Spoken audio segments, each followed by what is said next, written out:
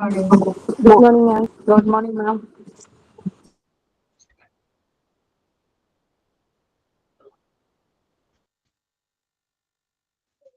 Good morning, ma'am.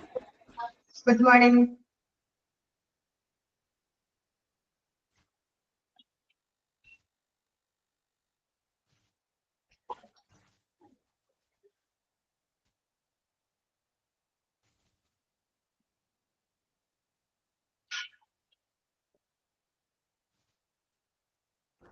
Okay, നമുക്ക് start ചെയ്യാം.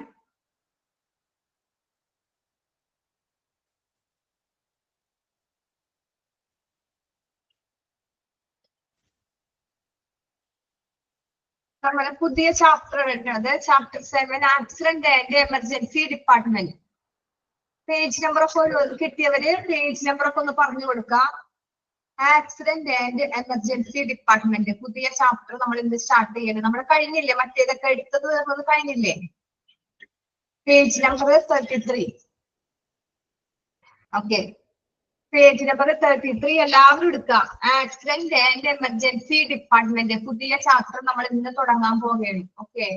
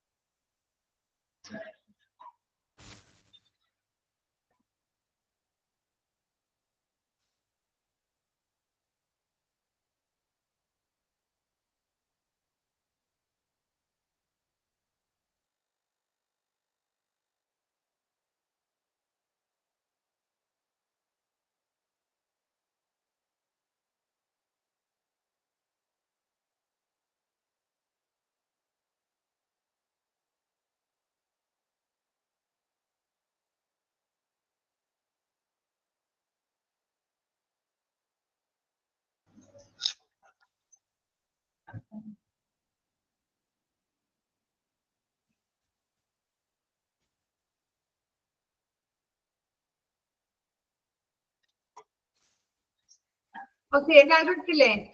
തുടങ്ങാം, നമുക്ക് സ്റ്റാർട്ട് ചെയ്യാം. Okay,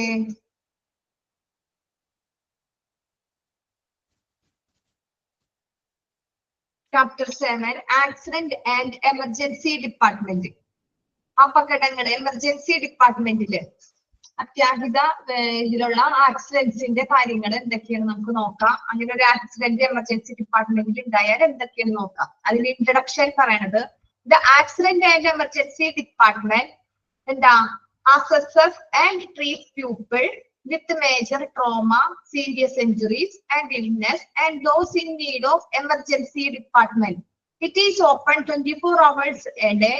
In emergencies, patients with the loss of consciousness, confusion, persistent severe chest or abdominal pain, a stroke, breathing difficulties are also treated. It have alternative names. നമുക്ക് നോക്കാൻ ഇതൊക്കെയാണ്. Accident and emergency department എന്താ, എങ്ങനെയാണ് നമ്മുടെ ഹോസ്പിറ്റലില് എന്തെല്ലാം കാര്യങ്ങൾ നമ്മൾ അതിൽ നോക്കണം എന്നൊക്കെയാണ്. വലിയ ഏറ്റവും വലിയ ട്രോമ പോലത്തെ മേജർ ട്രോമ എന്ന് പറയുന്നത് എന്താ, കാഷ്വാലിറ്റി. ഓക്കെ, നമുക്ക് നോക്കാം. മേജർ ട്രോമ എന്ന് പറയുന്നത് ആഘാതം പോലെ എന്തെങ്കിലുമൊക്കെ സ്ട്രോക്ക് വന്ന് പെട്ടെന്ന് കേൾക്കുമ്പോൾ എന്തെങ്കിലും ഒരു ആഘാതം പോലെ ഈ ട്രോമ പേഷ്യൻസിന് നമുക്കറിയാം ഫുൾ എന്തായിരിക്കും, അവർ അൺകോൺഷ്യസ് ആയിരിക്കും. അങ്ങനത്തെ ഉള്ള മേജർ ട്രോമ. പിന്നെ സീരിയസ് ആയ ഇഞ്ചുറി, ഭയങ്കര സീരിയസ് ഉള്ള എമർജൻസി ഡിപ്പാർട്ട്മെന്റിൽ എപ്പോഴും എല്ലാ പേഷ്യൻസ് ഒക്കെ വെരി ക്രിട്ടിക്കൽ ഇതായിരിക്കും അല്ലെ, ഭയങ്കര സീരിയസ് ഉള്ള പേഷ്യൻസ് ആയിരിക്കും എമർജൻസി ഡിപ്പാർട്ട്മെന്റിൽ വരുന്നത്. അപ്പൊ അതുപോലെ തന്നെ ഈ ട്രോമ, പിന്നെ ഗുരുതരമായ പരിക്ക്, അതാണ് സീരിയസ് ഇഞ്ചുറീസ് എന്ന് പറയുന്നത്. പിന്നെ ഇൽനെസസ് എന്ന് വെച്ചാൽ എന്താ, അങ്ങനെയുള്ള രോഗങ്ങള്. പിന്നെ ചൂസ് നീഡ് എമർജൻസി ട്രീറ്റ്മെന്റ്, ആർക്കെങ്കിലും പെട്ടെന്ന് ഒരു അത്യാവശ്യത്തില് എമർജൻസി ട്രീറ്റ്മെന്റ് വന്നു, ഒരു അത്യാഹിത വീണു പെട്ടെന്ന് വല്ല നെഞ്ചുവേദന വല്ല ബ്ലോക്ക് അങ്ങനെയൊക്കെ വന്നു കഴിഞ്ഞാൽ പെട്ടെന്ന് അതിനൊക്കെ നമ്മൾ ഒരു എമർജൻസി കെയർ കൊടുക്കണം. അങ്ങനെ അടിയന്തരമായ ചികിത്സ ആവശ്യങ്ങള്. പിന്നെ അപകടങ്ങള്, ആക്സിഡന്റ്.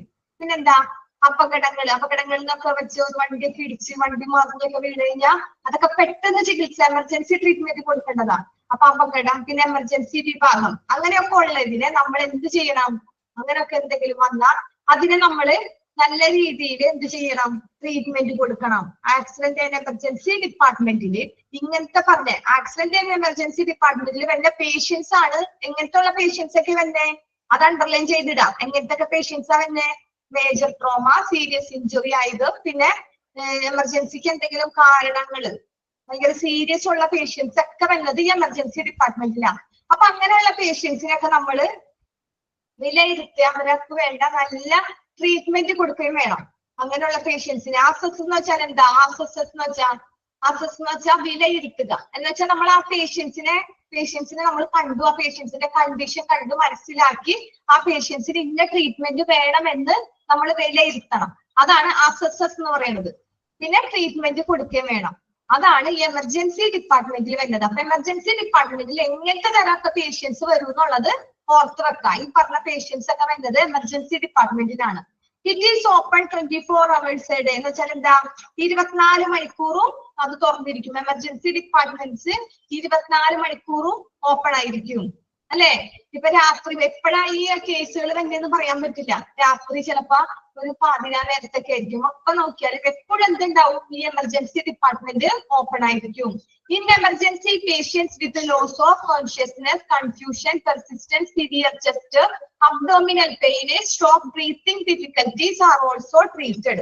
എന്നുവെച്ചാൽ എന്താ? ബോധം നഷ്ടപ്പെടൽ. കോൺഷ്യസ് എന്ന് വെച്ചാൽ എന്താ? അവർക്ക് ബോധമില്ല, അവര് ബോധം നഷ്ടപ്പെടുകല്, പിന്നെ അവർക്ക് ഒരു ആശയക്കുഴപ്പം, കൺഫ്യൂഷൻ, എന്ത് ചെയ്യണം എന്നറിയില്ല. അപ്പൊ അങ്ങനെയുള്ള ഒരു കൺഫ്യൂഷൻ. ഇതുപോലെ ആക്സിഡന്റ്, എമർജൻസി കേസ് ഒക്കെ വന്നു കഴിഞ്ഞാൽ പെട്ടെന്ന് തലക്ക് എന്തെങ്കിലുമൊക്കെ വന്നു കഴിഞ്ഞാൽ ഇതുപോലെ സംഭവങ്ങൾ ഉണ്ടാവും അല്ലെ? അപ്പൊ അവർക്ക് ആ ഒരു ആശയക്കുഴപ്പം, എന്താ എനിക്ക് പറ്റിയ, എനിക്ക് എന്താ ചെയ്യേണ്ടതെന്ന് അറിഞ്ഞൂടാ, അങ്ങനത്തെ ഒക്കെ ആ ഒരു ഇത് വരുമ്പോഴും. പെർസിസ്റ്റന്റ് സിവിയർ ചെസ്റ്റ് എന്ന് വെച്ചാൽ എന്താ? സ്ഥിരമായിട്ടുള്ള നെഞ്ചുവേദന, നിരന്തരമായിട്ട് ഇടക്കിടക്ക് ഒരു നെഞ്ചുവേദന വരാം. നമ്മൾ എന്ത് ചെയ്യും? പെട്ടെന്ന് അങ്ങനെ ഒരു നെഞ്ചുവേദന ഒക്കെ വന്നു കഴിഞ്ഞാൽ നമ്മൾ വിചാരിക്കും വല്ല ഗ്യാസിന്റെ അല്ലെങ്കിൽ വേറെ എന്തെങ്കിലും ആണെന്നൊക്കെ വിചാരിച്ച് നമ്മൾ ഒരു ചെറിയ വീട്ടിലൊക്കെ ചെയ്യും അല്ലെ? ചിലപ്പോ ഇവർക്ക് ഹാർട്ട് അറ്റാക്കിന്റെ സിമ്പിൾ ആയിട്ടും ചെറിയ നെഞ്ചുവേദന ഉണ്ടാവും. സ്ട്രോക്ക് വന്നാലും അങ്ങനെ ബ്ലഡിന്റെ ഹെമറേജ് പ്രോബ്ലംസ് ഒക്കെ വന്നു കഴിഞ്ഞാലും ഇവർക്ക് എന്തുണ്ടാവും? ഈ ഇടക്കിടക്ക് സ്ഥിരമായിട്ട് ഒരു നെഞ്ചുവേദന ഉണ്ടാവും. പിന്നെന്താ? അബ്ഡോമിനൽ പെയിൻ, ഒരു വയറുവേദന. എങ്ങനെയെങ്കിലൊക്കെ വയറുവേദന, ചെറുതായിട്ട് വയറുവേദന ഉണ്ടാവുമ്പോഴും നമ്മൾ അത് മൈൻഡ് ചെയ്യില്ല, ഒരു പെയിൻ കില്ലറൊക്കെ എടുത്ത് കഴിക്കും.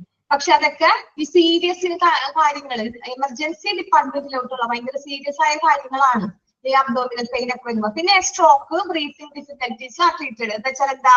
ഇതുപോലെ എന്തെങ്കിലും ശ്വാസതടസ്സം വരാം, സ്ട്രോക്ക് വരാം. സ്ട്രോക്ക് എന്ന് വെച്ചാൽ പെട്ടെന്ന് പ്രഷർ കയറി ഒരു ഭാഗമൊക്കെ പാരലൈസിസ് ആവും. പിന്നെ ചിലവര് തല ഇറങ്ങി വീണ് കഴിഞ്ഞാൽ അവർക്ക് പെട്ടെന്ന് എണീക്കാൻ പറ്റാത്ത ഭാഗത്തിലൊക്കെ ഒരു സ്ട്രോക്ക്, പെട്ടെന്ന് എന്തെങ്കിലുമൊക്കെ കേൾക്കുമ്പോൾ ഉണ്ടാവുന്നത്, അങ്ങനെ വരും. പിന്നെ ബ്രീത്തിങ് ഡിഫിക്കൽറ്റീസ്, ശ്വാസം വിടാനൊക്കെ ഭയങ്കര ബുദ്ധിമുട്ട് അവർക്ക്. അങ്ങനത്തെ ഒക്കെ ഇത് വന്നു കഴിഞ്ഞാൽ അവരെ നമ്മൾ എന്ത് ചെയ്യണം? ട്രീറ്റ്മെന്റ് ചെയ്യണം. അവരെ നമ്മള് ഈ എമർജൻസി ഡിപ്പാർട്ട്മെന്റിൽ ട്രീറ്റ്മെന്റ് ചെയ്യണം.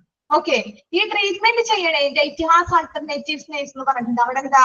ഇതിന് പല പേരുകളുണ്ട്. എമർജൻസി ഡിപ്പാർട്ട്മെന്റ് എന്ന് പറയുന്നതിന് പല പേരുകളുണ്ട്. ഈ 3 പേരുകളും നിങ്ങൾ പഠിച്ചു വെക്കണം. ഇത് 3ഉം ഈ പറയണ താഴെ പറയണ 3 പേരും എമർജൻസി ഡിപ്പാർട്ട്മെന്റ് ആണ്. ഡ്രസ്സിങ്ങിനും ഇല്ലേ? ഡ്രസ്സിംഗ് ഒക്കെ ഉണ്ട്. പക്ഷെ നമ്മൾ വെറുതെ ഡ്രസ്സ് ചെയ്യൽ മാത്രമല്ല, അവർക്ക് അതിനുള്ള ട്രീറ്റ്മെന്റ് കൊടുക്കണം. ട്രീറ്റ്മെന്റിൽ ഡ്രസ്സിംഗ് ഒക്കെ പെടൂലേ? നമ്മളൊരു പേഷ്യന്റിനെ കൺസൾട്ടേഷൻ ചെയ്തു, ഒരു പേഷ്യന്റ് ഹോസ്പിറ്റലിൽ എമർജൻസി ട്രീറ്റ്മെന്റിന് വന്നു കഴിഞ്ഞാൽ ഡോക്ടർ കൺസൾട്ടേഷൻ ചെയ്തിട്ട് ട്രീറ്റ്മെന്റ് ചെയ്യും. അതുപോലെ തന്നെ എന്ത് ചെയ്യും? നമ്മൾ ഡ്രസ്സ് ചെയ്യാനുള്ളതാണെങ്കിൽ ഡ്രസ്സൊക്കെ ചെയ്യും ഇല്ലേ? ഡ്രസ്സിങ് ചെയ്യേണ്ട കാര്യങ്ങളാണെങ്കിൽ അതും ചെയ്യും. അതൊക്കെ നമ്മുടെ ഈ ട്രീറ്റ്മെന്റിൽ പെടുന്നതാണ്. അപ്പൊ എമർജൻസി ഡിപ്പാർട്ട്മെന്റ് എന്ന് പറയുന്ന ഇതില് 3 പേര് അതിന് പ്രത്യേകം പറയുന്നുണ്ട്. ഫസ്റ്റ് പറയുന്ന പേരാണ് കാഷ്വാലിറ്റി. അത് നമുക്ക് എല്ലാവർക്കും അറിയാം. ഏത് ഹോസ്പിറ്റലിൽ എത്ര എമർജൻസി സിറ്റുവേഷൻ സംഭവിച്ചാലും ആദ്യം പേഷ്യന്റിനെ കൊണ്ടുപോകുന്നത് എവിടെയായിരിക്കും? കാഷ്വാലിറ്റിയിലായിരിക്കും അല്ലെ? ഇപ്പൊ നമ്മൾ ഒ പിയിൽ ഇത്ര ഭയങ്കര സീരിയസ് ആയ പേഷ്യന്റിനെ നമ്മൾ ഒ പിയിൽ ഡോക്ടറെ അടുത്ത് കാണിക്കാൻ കൊണ്ടുപോവോ? ഇല്ല, നമ്മൾ ഫസ്റ്റ് എയ്ഡ് കിട്ടണം. ആദ്യം തന്നെ പേഷ്യന്റിനെ കാഷ്വാലിറ്റിയിലാക്കാ കൊണ്ടുപോവാം. അതിന് വേറൊരു പേരാണ് എമർജൻസി ഡിപ്പാർട്ട്മെന്റ്. അതിനെ ED എന്ന് പറയും, എമർജൻസി ഡിപ്പാർട്ട്മെന്റ്. അതും ഈ എമർജൻസി ഡിപ്പാർട്ട്മെന്റ് ആണ്. അതും ചിലപ്പോ കാഷ്വാലിറ്റി ആയിട്ടായിരിക്കില്ല. എമർജൻസി ഡിപ്പാർട്ട്മെന്റ് പല ഹോസ്പിറ്റലിലും പല പേരിലായിരിക്കും. ചിലപ്പോ കാഷ്വാലിറ്റി, ചിലപ്പോ ഇതുപോലെ എമർജൻസി ഡിപ്പാർട്ട്മെന്റ് എന്ന് ബോർഡ് ഉണ്ടാവും. പിന്നെന്താ? Emergency room. ഈ എമർജൻസി റൂം എന്ന് പറയണതും എന്ത് തന്നെയാണ്? ഈ എമർജൻസി ആയ ഈ പേഷ്യന്റ് ഏതൊക്കെ പേഷ്യന്റ് ആണെന്ന് നമ്മൾ മുകളിൽ പറഞ്ഞു. Major trauma, serious injury, illness and emergency treatment. Emergency treatment ആവശ്യമുള്ള ഏത് പേഷ്യന്റിനോ കാഷ്വാലിറ്റി എമർജൻസി ഡിപ്പാർട്ട്മെന്റ് എമർജൻസി റൂമില് നമുക്ക് ട്രീറ്റ്മെന്റ് ചെയ്യാം. ഓക്കെ, ഈ ഇൻട്രഡക്ഷൻ എന്ന് പറയുന്നതിൽ പറയണത് എന്താ? ഇത്രയേ ഉള്ളൂ. ഈ പറഞ്ഞ അസുഖങ്ങൾ ഉള്ളവർക്ക് നമ്മൾ പെട്ടെന്ന് ഒരു എമർജൻസി ട്രീറ്റ്മെന്റ് കൊടുക്കണം. Casualty emergency department emergency room എന്ന് പറയണ ഈ 3 പേരിൽ അറിയപ്പെടുന്നത് എമർജൻസി ട്രീറ്റ്മെന്റിന് വേണ്ടിയുള്ളതാണ്. ഇത് 24 മണിക്കൂറും പ്രവർത്തിക്കും. പിന്നെന്താ ഇതിൽ വരുന്ന എമർജൻസി കേസ് പേഷ്യന്റ് അവർക്ക് എന്തായിരിക്കും ഉണ്ടാവണേ? ലോസ് ഓഫ് കോൺഷ്യസ്നെസ്, അവർ അബോധാവസ്ഥയിലായിരിക്കും, അവർക്ക് ആശയക്കുഴപ്പത്തിലായിരിക്കും, പെർസിസ്റ്റന്റ് സിവിയർ ചെസ്റ്റ്, അവർക്ക് ഇടക്കിടക്ക് നെഞ്ചുവേദന വരും, അബ്ഡോമിനൽ പെയിൻ വരും, അതുപോലെ സ്ട്രോക്ക്, ബ്രീത്തിങ് ഡിഫിക്കൽറ്റി, ഇങ്ങനത്തെ ബുദ്ധിമുട്ടുകളുള്ള പേഷ്യൻസ് ആണ് എമർജൻസി ഡിപ്പാർട്ട്മെന്റിൽ വരുന്നത്. ഓക്കെ, അപ്പൊ അത്രയും കാര്യങ്ങൾ എല്ലാവർക്കും മനസ്സിലായില്ലേ? ഓക്കെ ആണോ? അത്രയും കാര്യം ഓക്കെ ആണോ? ഇൻട്രഡക്ഷൻ പറഞ്ഞത് ഓക്കെ ആണോ? ഓക്കെ, നെക്സ്റ്റ് നമ്മൾ പറയാൻ പോണത് ലൊക്കേഷൻ. ഓക്കെ, ഞാൻ നെക്സ്റ്റ് പറയണത് ലൊക്കേഷൻ ഓഫ് എമർജൻസി ഡിപ്പാർട്ട്മെന്റ്. നമ്മൾ പറഞ്ഞു എമർജൻസി ഡിപ്പാർട്ട്മെന്റ് എന്ന് പറയുന്നത് തന്നെയാണ് കാഷ്വാലിറ്റി. അതിന്റെ വേറൊരു പേരാണ് എമർജൻസി റൂം എന്ന്. ഇതിനൊരു ലൊക്കേഷൻ ഉണ്ട്. ഇതിനെന്തുണ്ട്? ഒരു സ്ഥലമുണ്ട്. ഒരു ഹോസ്പിറ്റലില്, നമ്മുടെ ഹോസ്പിറ്റലിൽ എല്ലാ സ്ഥലത്തും കൊണ്ടുപോയി എമർജൻസി ഡിപ്പാർട്ട്മെന്റ് വെക്കില്ല. അതിന്റെ ലൊക്കേഷൻ എവിടെയായിരിക്കും? ഫസ്റ്റ് നമുക്ക് പറയാം, located on the ground floor. അല്ലെ, എവിടെയായിരിക്കും? ഈ എമർജൻസി ഡിപ്പാർട്ട്മെന്റ് എപ്പോഴും താഴത്തെ നിലയിലായിരിക്കും. നിങ്ങൾ എവിടെയെങ്കിലും ഹോസ്പിറ്റലിൽ പോയിട്ട് second floor, first floor, third ഫ്ലോറിലൊക്കെ എമർജൻസി ഡിപ്പാർട്ട്മെന്റ് അല്ലെങ്കിൽ കാഷ്വാലിറ്റി കണ്ടിട്ടുണ്ടോ? ഇല്ല. അപ്പൊ ഇതെല്ലാ ഹോസ്പിറ്റലിലും എപ്പോഴും എവിടെയായിരിക്കും? ഗ്രൗണ്ട് ഫ്ലോറിലായിരിക്കും. അത് ഓർക്കാം. രണ്ടാമത് എന്താ പറയണേ? Separate entrance. ഇതിന് ഒരു സെപ്പറേറ്റ് എൻട്രൻസ് ഉണ്ടായിരിക്കും. Emergency entrance away from main entrance. പ്രധാന എൻട്രൻസിൽ നിന്ന് അകലെയായിട്ട് ഒരു പ്രത്യേക പ്രവേശനം ഉണ്ടായിരിക്കും. അല്ലെ, നമ്മൾ എമർജൻസി ഇപ്പുറത്ത് നമ്മൾ ഹോസ്പിറ്റലിൽ ഒരു അത്യാവശ്യ നിലയിൽ നമ്മളൊരു പേഷ്യന്റിനെ കൊണ്ട് പോവുകയാണെങ്കിൽ അവിടെ സെക്യൂരിറ്റി വേഗം സ്ട്രക്ചറും വീൽ ചെയറൊക്കെ എടുത്തുകൊണ്ട് വന്ന് നമ്മളെ വേഗം കൊണ്ടുപോയി കയറ്റും നമ്മള്. പക്ഷെ വണ്ടി നമ്മൾ ഇപ്പുറത്ത് കൂടിയൊക്കെ കൊണ്ടാൽ നമ്മളോട് പറയും അവിടെ എല്ലാം നിങ്ങൾ ഇപ്പുറത്തേക്ക് വരാൻ പറയും. പെട്ടെന്ന് ട്രീറ്റ്മെന്റ് ചെയ്യാനാണ് എമർജൻസി. അപ്പൊ ആ എമർജൻസി ഡിപ്പാർട്ട്മെന്റിന് സെപ്പറേറ്റ് എൻട്രൻസ് വേണം, സെപ്പറേറ്റ് കവാടം വേണം. അത് emergency entrance away from main entrance. Main എൻട്രൻസിൽ നിന്നും എന്താ അകലെയായിട്ട്, മെയിൻ പ്രധാന കവാടത്തിൽ നിന്ന് അകലെ ഒരു പ്രത്യേക എൻട്രൻസ് ആർക്കുണ്ടായിരിക്കണം? ഈ എമർജൻസി ഡിപ്പാർട്ട്മെന്റിന് ഉണ്ടായിരിക്കണം. പിന്നെന്താ? Ambulance parking area should be available. അവിടെ ആ സ്ഥലത്ത് തന്നെ ആംബുലൻസ് പാർക്ക് ചെയ്യാനുള്ള കാര്യങ്ങൾ ഉണ്ടായിരിക്കണം. നമുക്ക് പെട്ടെന്ന് പേഷ്യന്റിന് എന്ത് സംഭവിച്ചാൽ റെഫർ ചെയ്യാൻ, വേറെ ഹോസ്പിറ്റലിലോട്ട് കൊണ്ടുപോകാൻ, അല്ലെങ്കിൽ വേറെ എവിടെന്നെങ്കിലും പേഷ്യന്റിനെ ഈ ഹോസ്പിറ്റലിൽ കൊണ്ടുവന്നു പെട്ടെന്ന് വേണ്ട കാര്യങ്ങൾ എമർജൻസി ട്രീറ്റ്മെന്റ് കൊടുക്കാനായിട്ട് പേഷ്യന്റിനെ എത്തിക്കാനായിട്ട് ആംബുലൻസ് പാർക്കിംഗ് ഏരിയ ഉണ്ടായിരിക്കണം. അതൊക്കെ എവിടെയായിരിക്കണം? ഇതിന്റെ തൊട്ടടുത്ത് ambulance parking area should be available. പെട്ടെന്ന് കിട്ടാൻ പാകത്തില് ആ ആംബുലൻസിന്റെ പാർക്കിംഗ് ഏരിയ പെട്ടെന്ന് ആംബുലൻസ് നമുക്ക് പേഷ്യന്റിന് കിട്ടാൻ പാകത്തിന് അടുത്തായിരിക്കണം. Well marked proper lighting and sign എന്ന് വെച്ചാൽ എന്താ? വെൽ മാർക്കഡ് ശരിയായിട്ട് പെട്ടെന്ന് മനസ്സിലാവണം, അവിടെ അടയാളപ്പെടുത്തണം. പെട്ടെന്ന് ഏത് വേരിട്ടത്തായാലും ഏത് ലൈറ്റിങ് ഏത് സൈൻ എന്ന് വെച്ചാൽ എന്താ? അടയാളപ്പെടുത്തണം. ലൈറ്റ് കൊണ്ട് പെട്ടെന്ന് മനസ്സിലാവണം നമുക്ക് ഇത് എമർജൻസി ഏരിയ ആണ്. നമ്മൾ അവിടെ വന്നു ഒരു പേഷ്യന്റിനെ കൊണ്ടുവന്നിട്ട് നമ്മൾ അങ്ങോട്ട് ഇങ്ങോട്ട് നോക്കി നമ്മൾ ചോദിക്കാൻ നിൽക്കരുത് എവിടെയാണ് കാഷ്വാലിറ്റി, എവിടെയാണ് എമർജൻസി ഡിപ്പാർട്ട്മെന്റ് എന്ന് നമ്മൾ ചോദിക്കാൻ നിൽക്കരുത്. പെട്ടെന്ന് നമ്മളൊരു ഹോസ്പിറ്റലിൽ വരുമ്പോ തന്നെ മെയിൻ എൻട്രൻസിലാണെന്ന് പറഞ്ഞു കമാൻഡ് ഉണ്ടായിരിക്കണം. അപ്പൊ അവിടെ തന്നെ മാർക്ക് ചെയ്യണം. നല്ല രീതിയിൽ നല്ല ലൈറ്റ് വെച്ച് സൈൻ പെട്ടെന്ന് കാണാവുന്ന രീതിയിൽ പ്രോപ്പർ ലൈറ്റിംഗിൽ മേലില് എഴുതി വെക്കണം. വെൽ മാർക്കഡ് അവിടെ അടയാളപ്പെടുത്തണം. Easily visible and accessible from the streets എന്ന് വെച്ചാൽ എന്താ? സ്ട്രീറ്റ് നമുക്ക് പെട്ടെന്ന് പുറത്തു നിന്ന് വരുമ്പോൾ എളുപ്പത്തിന് കാണാവുന്ന വിധം, പെട്ടെന്ന് കാണാവുന്ന വിധം. ആക്സസിബിൾ എന്ന് വെച്ചാൽ എന്താ? പെട്ടെന്ന് എത്തിച്ചേരാം, പെട്ടെന്ന് കാണാം, പെട്ടെന്ന്. അപ്പൊ നമ്മളെ പെട്ടെന്ന് ഈസി ആയിട്ട് എവിടെ നിന്നാലും കാണണം. ഇതാണ് കാഷ്വാലിറ്റി, ഇതാണ് എമർജൻസി ഡിപ്പാർട്ട്മെന്റ്. അങ്ങനത്തെ രീതിയിലായിരിക്കണം ഫ്രം ദ സ്ട്രീറ്റ്സ്. ഇപ്പൊ തെരുവിൽ നിന്ന്, സ്ട്രീറ്റ് എന്ന് വെച്ചാൽ എന്താ, പുറത്തു നിന്ന്. നമ്മൾ എത്ര റോഡിന്റെ പുറത്തു നിന്ന് നോക്കിയാലും കാണണം. വലിയ അക്ഷരത്തിൽ കണ്ടിട്ടില്ലേ, റോഡിൽ നിന്ന് കാണാൻ പാകത്തില് നമ്മള് അത്യാഹിത വിഭാഗം എന്ന് കാഷ്വാലിറ്റിയുടെ ഫ്രണ്ടില് മലയാളത്തിൽ എഴുതിയിട്ടുണ്ടാവും, അതുപോലെ ഇംഗ്ലീഷിൽ എഴുതിയിട്ടുണ്ടാവും ഇല്ലേ. അപ്പൊ ഈ അത്യാഹിത വിഭാഗം എന്ന് നമുക്ക് ആദ്യത്തെ എൻട്രൻസിൽ തന്നെ റോഡിൽ നിന്നാൽ പോലും കാണാൻ പറ്റണം. എവിടെ നിന്നാലും കാണാൻ പാകത്തിൽ അത്രയും ഈസിലി വിസിബിൾ ആയിട്ട് ലൈറ്റിങ്ങോടുകൂടി നല്ല കറക്റ്റ് ആയിട്ട് വെൽമാർക്ക് ചെയ്യണം. ഓക്കെ, പിന്നെന്താ പറഞ്ഞേ, close to material records department, elevators, radiology laboratory എന്ന് വെച്ചാൽ reduced operational cost and critical time എന്ന് വെച്ചാൽ എന്താ, നമ്മള് അടുത്തായിരിക്കണം ക്ലോസ് ചെയ്ത് മെഡിക്കൽ റെക്കോർഡ്സ് ഡിപ്പാർട്ട്മെന്റ്, ഇതിന്റെ രീതി എന്തായിരിക്കണം, medical records department, radiology department, laboratory department, അതുപോലെ തന്നെ എലിവേറ്റേഴ്സ്. എലിവേറ്റേഴ്സ് എന്ന് വെച്ചാൽ എന്താ, ലിഫ്റ്റ് പോലെ പേഷ്യന്റിനെ എവിടേക്കും കൊണ്ടുപോകാൻ പറ്റണത്. പെട്ടെന്ന് പേഷ്യന്റിനെ ഇന്ന സ്ഥലത്തോട്ട്, ചിലപ്പോ ഓപ്പറേഷൻ തിയേറ്റർ, ഓപ്പറേഷൻ ചെയ്യേണ്ട പേഷ്യന്റ് ആയിരിക്കും, നമ്മളിവിടെ എമർജൻസി ഡിപ്പാർട്ട്മെന്റിൽ വന്നു, ഫസ്റ്റ് എയ്ഡ് ഒക്കെ കൊടുത്തു, ആ പേഷ്യന്റിന് ഓപ്പറേഷൻ ഉണ്ടെങ്കിൽ പെട്ടെന്ന് ഷിഫ്റ്റ് ചെയ്യണം തിയേറ്ററിൽ. ഓപ്പറേഷൻ തിയേറ്റർ ഒക്കെ എപ്പോഴും എവിടെയായിരിക്കും, സെക്കൻഡ് ഫ്ലോറ്, തേർഡ് ഫ്ലോർ, അങ്ങനത്തെ സ്ഥലത്തായിരിക്കും. അങ്ങനെയുള്ള സ്ഥലത്തേക്ക് പേഷ്യന്റിനെ കൊണ്ടുപോകണമെങ്കിൽ എന്ത് വേണം, ഈ ലിഫ്റ്റ് സൗകര്യം അടുത്തുണ്ടായിരിക്കണം അല്ലെ. പേഷ്യന്റിന്റെ ഒരു മിനിറ്റിന് പോലും വിലയുണ്ട്. അപ്പൊ അതാണ് പറഞ്ഞത്, close to medical records department, elevators, radiology. എന്തെങ്കിലും സ്കാൻ ചെയ്യണം, പേഷ്യന്റിനെ ചുറ്റി വളഞ്ഞ് രണ്ടാം ഫ്ലോറിൽ കൊണ്ടുപോയി തിരിച്ചു കൊണ്ടുവരാൻ പറ്റില്ല.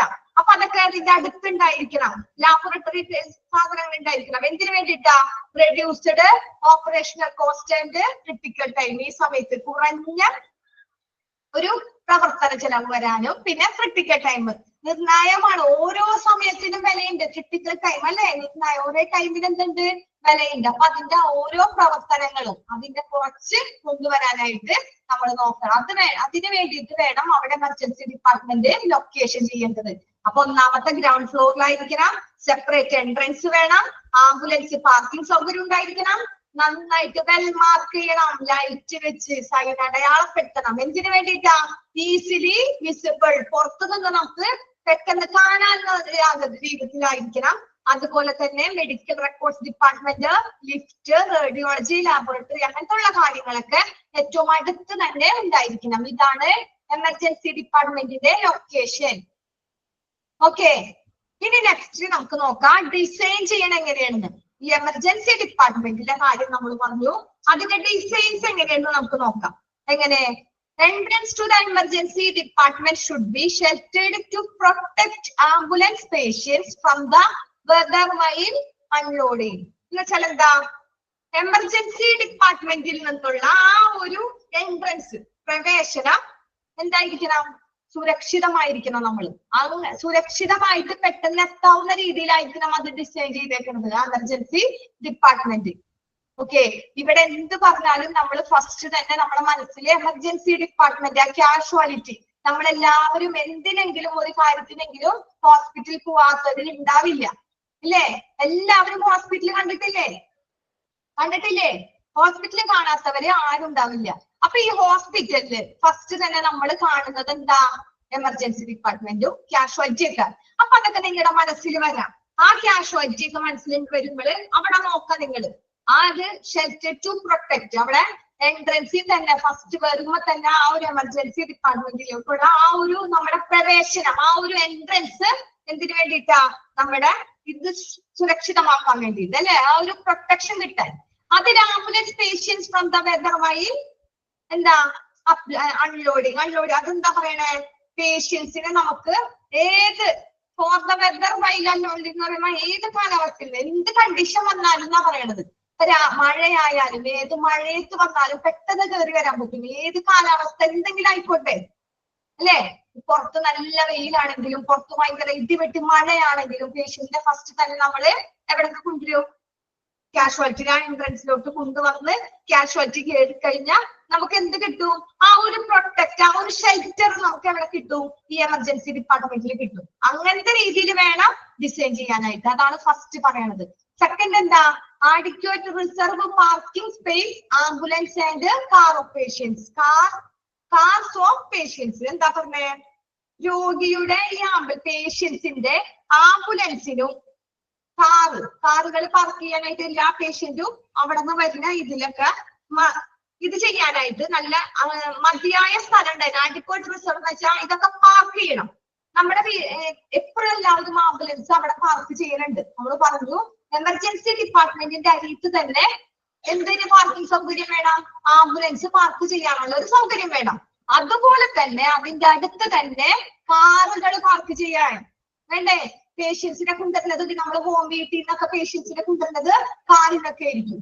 അല്ലെങ്കിൽ പിന്നെ നമ്മള് പേഷ്യൻസിനെ അവിടെ കാറിന്റെ സൗകര്യമൊന്നും ഇല്ല, പേഷ്യന്റിനെ നമ്മൾ കുറച്ച് കഴിഞ്ഞ് നിർത്തി അവിടെ വേണമെങ്കിൽ സ്ട്രെച്ചറില അല്ലെങ്കിൽ വീൽ ചെയറിലായി ഇരുത്തിയ അല്ലെങ്കിൽ പേഷ്യന്റിനെ നമുക്ക് നടത്തിക്കൊണ്ടുവരുന്നത് റിസ്ക് ആണ്. അപ്പൊ അവിടെ തന്നെ നമ്മുടെ കാർ സൗകര്യങ്ങൾ അതും പാർക്ക് ചെയ്യാനുള്ള ഒരു ഏരിയ ഡിസൈൻ ചെയ്യണം. അഡിക്വേറ്റ് റിസർവ്ഡ് അതൊരു പ്രത്യേക സ്പേസിൽ വേണം. ആംബുലൻസ് ആൻഡ് കാർ ഓഫ് പേഷ്യന്റിന്റെ പേഷ്യന്റിനെ കൊണ്ടുവരുന്ന വണ്ടി എന്നാണ് ഉദ്ദേശിച്ചത്.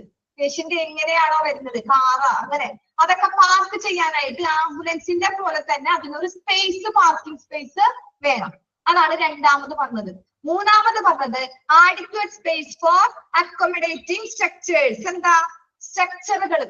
നമ്മളിപ്പോ ഒരു ഹോസ്പിറ്റലിൽ ചെല്ലുമ്പോ തന്നെ ഫസ്റ്റ് തന്നെ സ്ട്രക്ചർ വീൽ ചെയർ ഒക്കെ ഇടയ്ക്ക് വെച്ചിട്ടുണ്ടാവും അല്ലെ? നമ്മൾ അവിടെ ചെല്ലുമ്പോൾ ആ സ്ട്രക്ചർ വീൽ ചെയർ ഒക്കെ വേറെ ഫ്ലോറിൽ, സെക്കൻഡ് ഫ്ലോറിൽ, ഫസ്റ്റ് ഫ്ലോറിലൊക്കെ കൊണ്ടുവയ്ക്കാൻ പറ്റുമോ? ഇല്ല.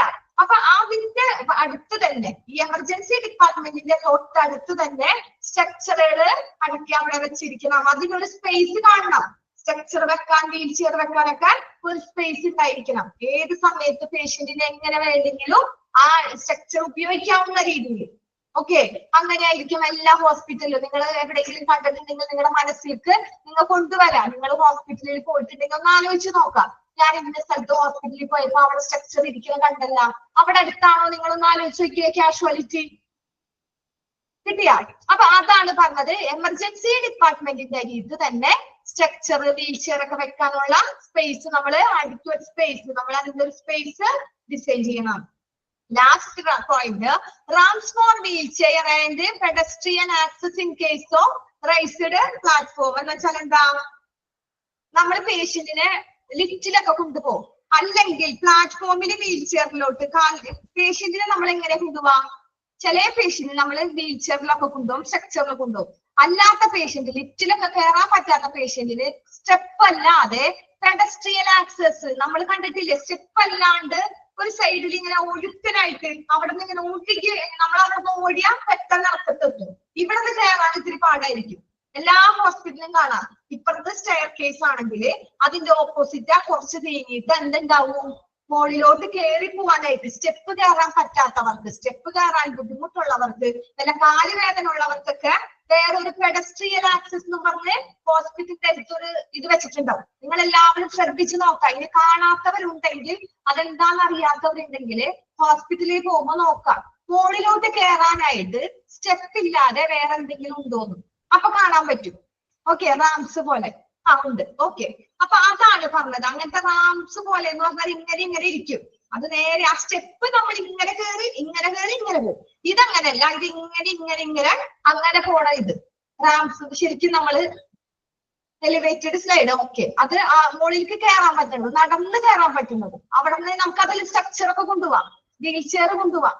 ലിഫ്റ്റ് അല്ലെങ്കിൽ നമുക്ക് അതില് സ്മൂത്ത് ആയിട്ട് പോയിക്കോളും. പക്ഷെ നല്ലോണം നോക്കി പിടിച്ച് തള്ളണം, അല്ലെങ്കിലോ പെട്ടെന്ന് ഇറങ്ങി താഴ്ത്തേക്ക് വരും. ഓക്കെ, അപ്പൊ അങ്ങനത്തെ ഉള്ള കാര്യങ്ങളും ഡിസൈൻ ചെയ്യണം. അതാണ് പറഞ്ഞത്. ഓക്കെ, അപ്പൊ അത്രയും 4 പോയിന്റ്സ് ഡിസൈൻ ചെയ്യേണ്ട കാര്യങ്ങൾ പറഞ്ഞു. ഒന്നാമത്തെ പോയിന്റ് എന്താ പറഞ്ഞ? എമർജൻസി ഡിപ്പാർട്ട്മെന്റിലോട്ടുള്ള ആ ഒരു എൻട്രൻസ്, ആ ഒരു പ്രവേശനം നമുക്ക് ഏത് കാലാവസ്ഥ, മഴ, മഞ്ഞ്, എന്ത് ഇത് വന്നാലും നമ്മളെ ആ ഒരു ഷെൽട്ടേഡ് ആണ്, നമ്മളെ പ്രൊട്ടക്ട് ചെയ്യാനുള്ള ഒരു ഷെൽട്ടർ ആണ്. അങ്ങനെയായിട്ട് വേണം എമർജൻസി ഡിപ്പാർട്ട്മെന്റ്. പിന്നെ അതിൽ പാർക്കിംഗ് സൗകര്യം ഉണ്ടായിരിക്കണം. ആംബുലൻസ് പാർക്ക് ചെയ്യണവർക്ക് തന്നെ അതിന്റെ കാറുകൾ പാർക്ക് ചെയ്യാനുള്ള പേഷ്യൻസിന്റെ കാര്യം, അതിനുള്ള പേഷ്യൻസ്, അവരെ ബൈസ്റ്റാൻഡർ, അതിന്റെ കാറുകൾ പാർക്ക് ചെയ്യാനുള്ള ആ ഒരു സ്പേസ് നമ്മൾ ഉണ്ടാക്കണം. അതുപോലെ തന്നെ സ്ട്രക്ചർ ഇടാനുള്ള ഒരു സ്പേസ് ഉണ്ടാക്കണം. പിന്നെ ഇതുപോലെ പെഡസ്ട്രിയൽ ആക്സസ്, കേസ് മുകളിലേക്ക് കയറാനായിട്ട്, നടന്നു പോകാനും, പിന്നെ വീൽ ചെയർ ഒക്കെ കൊണ്ടുപോകും അതിനൊക്കെ വേണ്ടിയിട്ട് ഒരു റാംസ് ഉണ്ടായിരിക്കണം. ഈ 4 കാര്യങ്ങളാണ് ഡിസൈൻ ചെയ്യേണ്ടത്. നമ്മൾ പഠിക്കുന്നത് എമർജൻസി ഡിപ്പാർട്ട്മെന്റ് ആണ്, കാഷ്വാലിറ്റി ആണ്, എമർജൻസി റൂം ആണ്. 3 പേരുണ്ട് അതിന്. ഓക്കെ, ഒക്കെ ഒന്ന് തന്നെ. ഓക്കെ അല്ലേ? അത്രയും കാര്യം മനസ്സിലായില്ലേ? കുഴപ്പമില്ലല്ലോ. സ്പീഡ് കൂടുന്നുണ്ടാ? സ്പീഡ് കൂടുന്നുണ്ടാ? ഇല്ല. Okay okay. ഇനി നെക്സ്റ്റ് നമ്മൾ പഠിക്കുന്നത് major space determines for planning. ഇനി നമ്മൾ പഠിക്കുന്നത് എന്താ? Major space determinates for planning. ഇതൊക്കെ നമ്മൾക്ക് സിമ്പിൾ അല്ലേ? നമ്മള് ഹോസ്പിറ്റലില് ഇതൊക്കെ എന്താ, നമ്മള് സാധാരണ നമ്മളൊരു ഹോസ്പിറ്റലിൽ പോയാൽ ഈ കാര്യങ്ങളൊക്കെ നമുക്കറിയാം അല്ലെ? ഇതൊക്കെ സിമ്പിൾ ആണ്. ഇതിൽ കൂടുതലൊന്നും പഠിക്കാനില്ല. പിന്നെ ഇതില് പിന്നെ പറയണത് എന്താ? പ്ലാനിങ്. എന്തിന്റെ? Major space determinates for planning എന്ന് വെച്ചാൽ എന്താ? പ്രധാനപ്പെട്ട ഇങ്ങനത്തെ പ്ലാനിങ്ങുകൾ എന്താണ്? സ്പേസ്, നമ്മൾ ഓരോ സ്പേസിന്റെ കാര്യം പറഞ്ഞു അല്ലെ? ഓരോ ഏരിയയിലേക്കും നമ്മളിപ്പോ കാറിന്റെ വേണം, ആംബുലൻസിന്റെ വേണം, അങ്ങനത്തെ ഓരോ സ്പേസിന്റെ കാര്യം പറഞ്ഞു. അപ്പൊ അതിന്റെ പ്രധാനപ്പെട്ട ഒരു സ്പേസിന്റെ കാര്യങ്ങൾ, അതിന്റെ സ്പേസ് എന്താ ഡിറ്റർമൈൻസ്, നിർണ്ണയങ്ങൾ എന്താണെന്ന് നമുക്ക് നോക്കാം. ഫസ്റ്റ് ഫങ്ഷൻസ്, അതിന്റെ പ്രവർത്തനമാണ് ഫസ്റ്റ് പറയണത്. ഓരോ പ്ലാനിങ് ഉണ്ട് അല്ലെ? ഈ എമർജൻസി ഡിപ്പാർട്ട്മെന്റ് ഇന്ന സ്ഥലത്ത് വേണം എന്നുള്ളതിന് ഓരോ പ്ലാനിങ് ഉണ്ട്. അതിൽ ഫസ്റ്റത്തെ പ്ലാനിങ് അതിന്റെ പ്രവർത്തനമാണ്, ഫങ്ഷണൽ ഏരിയ. അതിന്റെ ഏരിയയിൽ അതെങ്ങനെ പ്രവർത്തിക്കണം, അത് ഏത് ഏരിയയിലൊക്കെ വേണം, ഇന്ന ഏരിയയിൽ എന്തൊക്കെ വേണം എന്നുള്ള ആ ഒരു ഫങ്ഷണൽ ഏരിയയിൽ എന്തൊക്കെയുണ്ടെന്ന് നോക്കാം. ഫങ്ഷണൽ ഏരിയയിൽ വരുന്നത് ambulance and ambulatory entrance. Ambulance അല്ലെങ്കിൽ ആംബുലേറ്ററി എൻട്രൻസ്. ആംബുലൻസ് എന്ന് പറയുന്നത് എന്താ? ഫങ്ഷണൽ ഏരിയ തന്നെ. നമ്മൾ പറഞ്ഞു പേഷ്യൻസിനെ പെട്ടെന്ന് ഇറക്കി കൊണ്ടുപോകാനും നമ്മൾക്ക് കാഷ്വാലിറ്റി ആയാലും അവിടെ എത്തിക്കാനായിട്ട് ഫസ്റ്റ് പേഷ്യൻസിനെ കൊണ്ടുവരുന്നത് ആംബുലൻസ് സൗകര്യം വേണം, ആംബുലൻസ്. അതൊരു പ്രവർത്തനമല്ലേ? രണ്ടാമത് അതിൽ കൂടി പറയണത് ആംബുലേറ്ററി എൻട്രൻസ് എന്ന് വെച്ചാൽ എന്താ?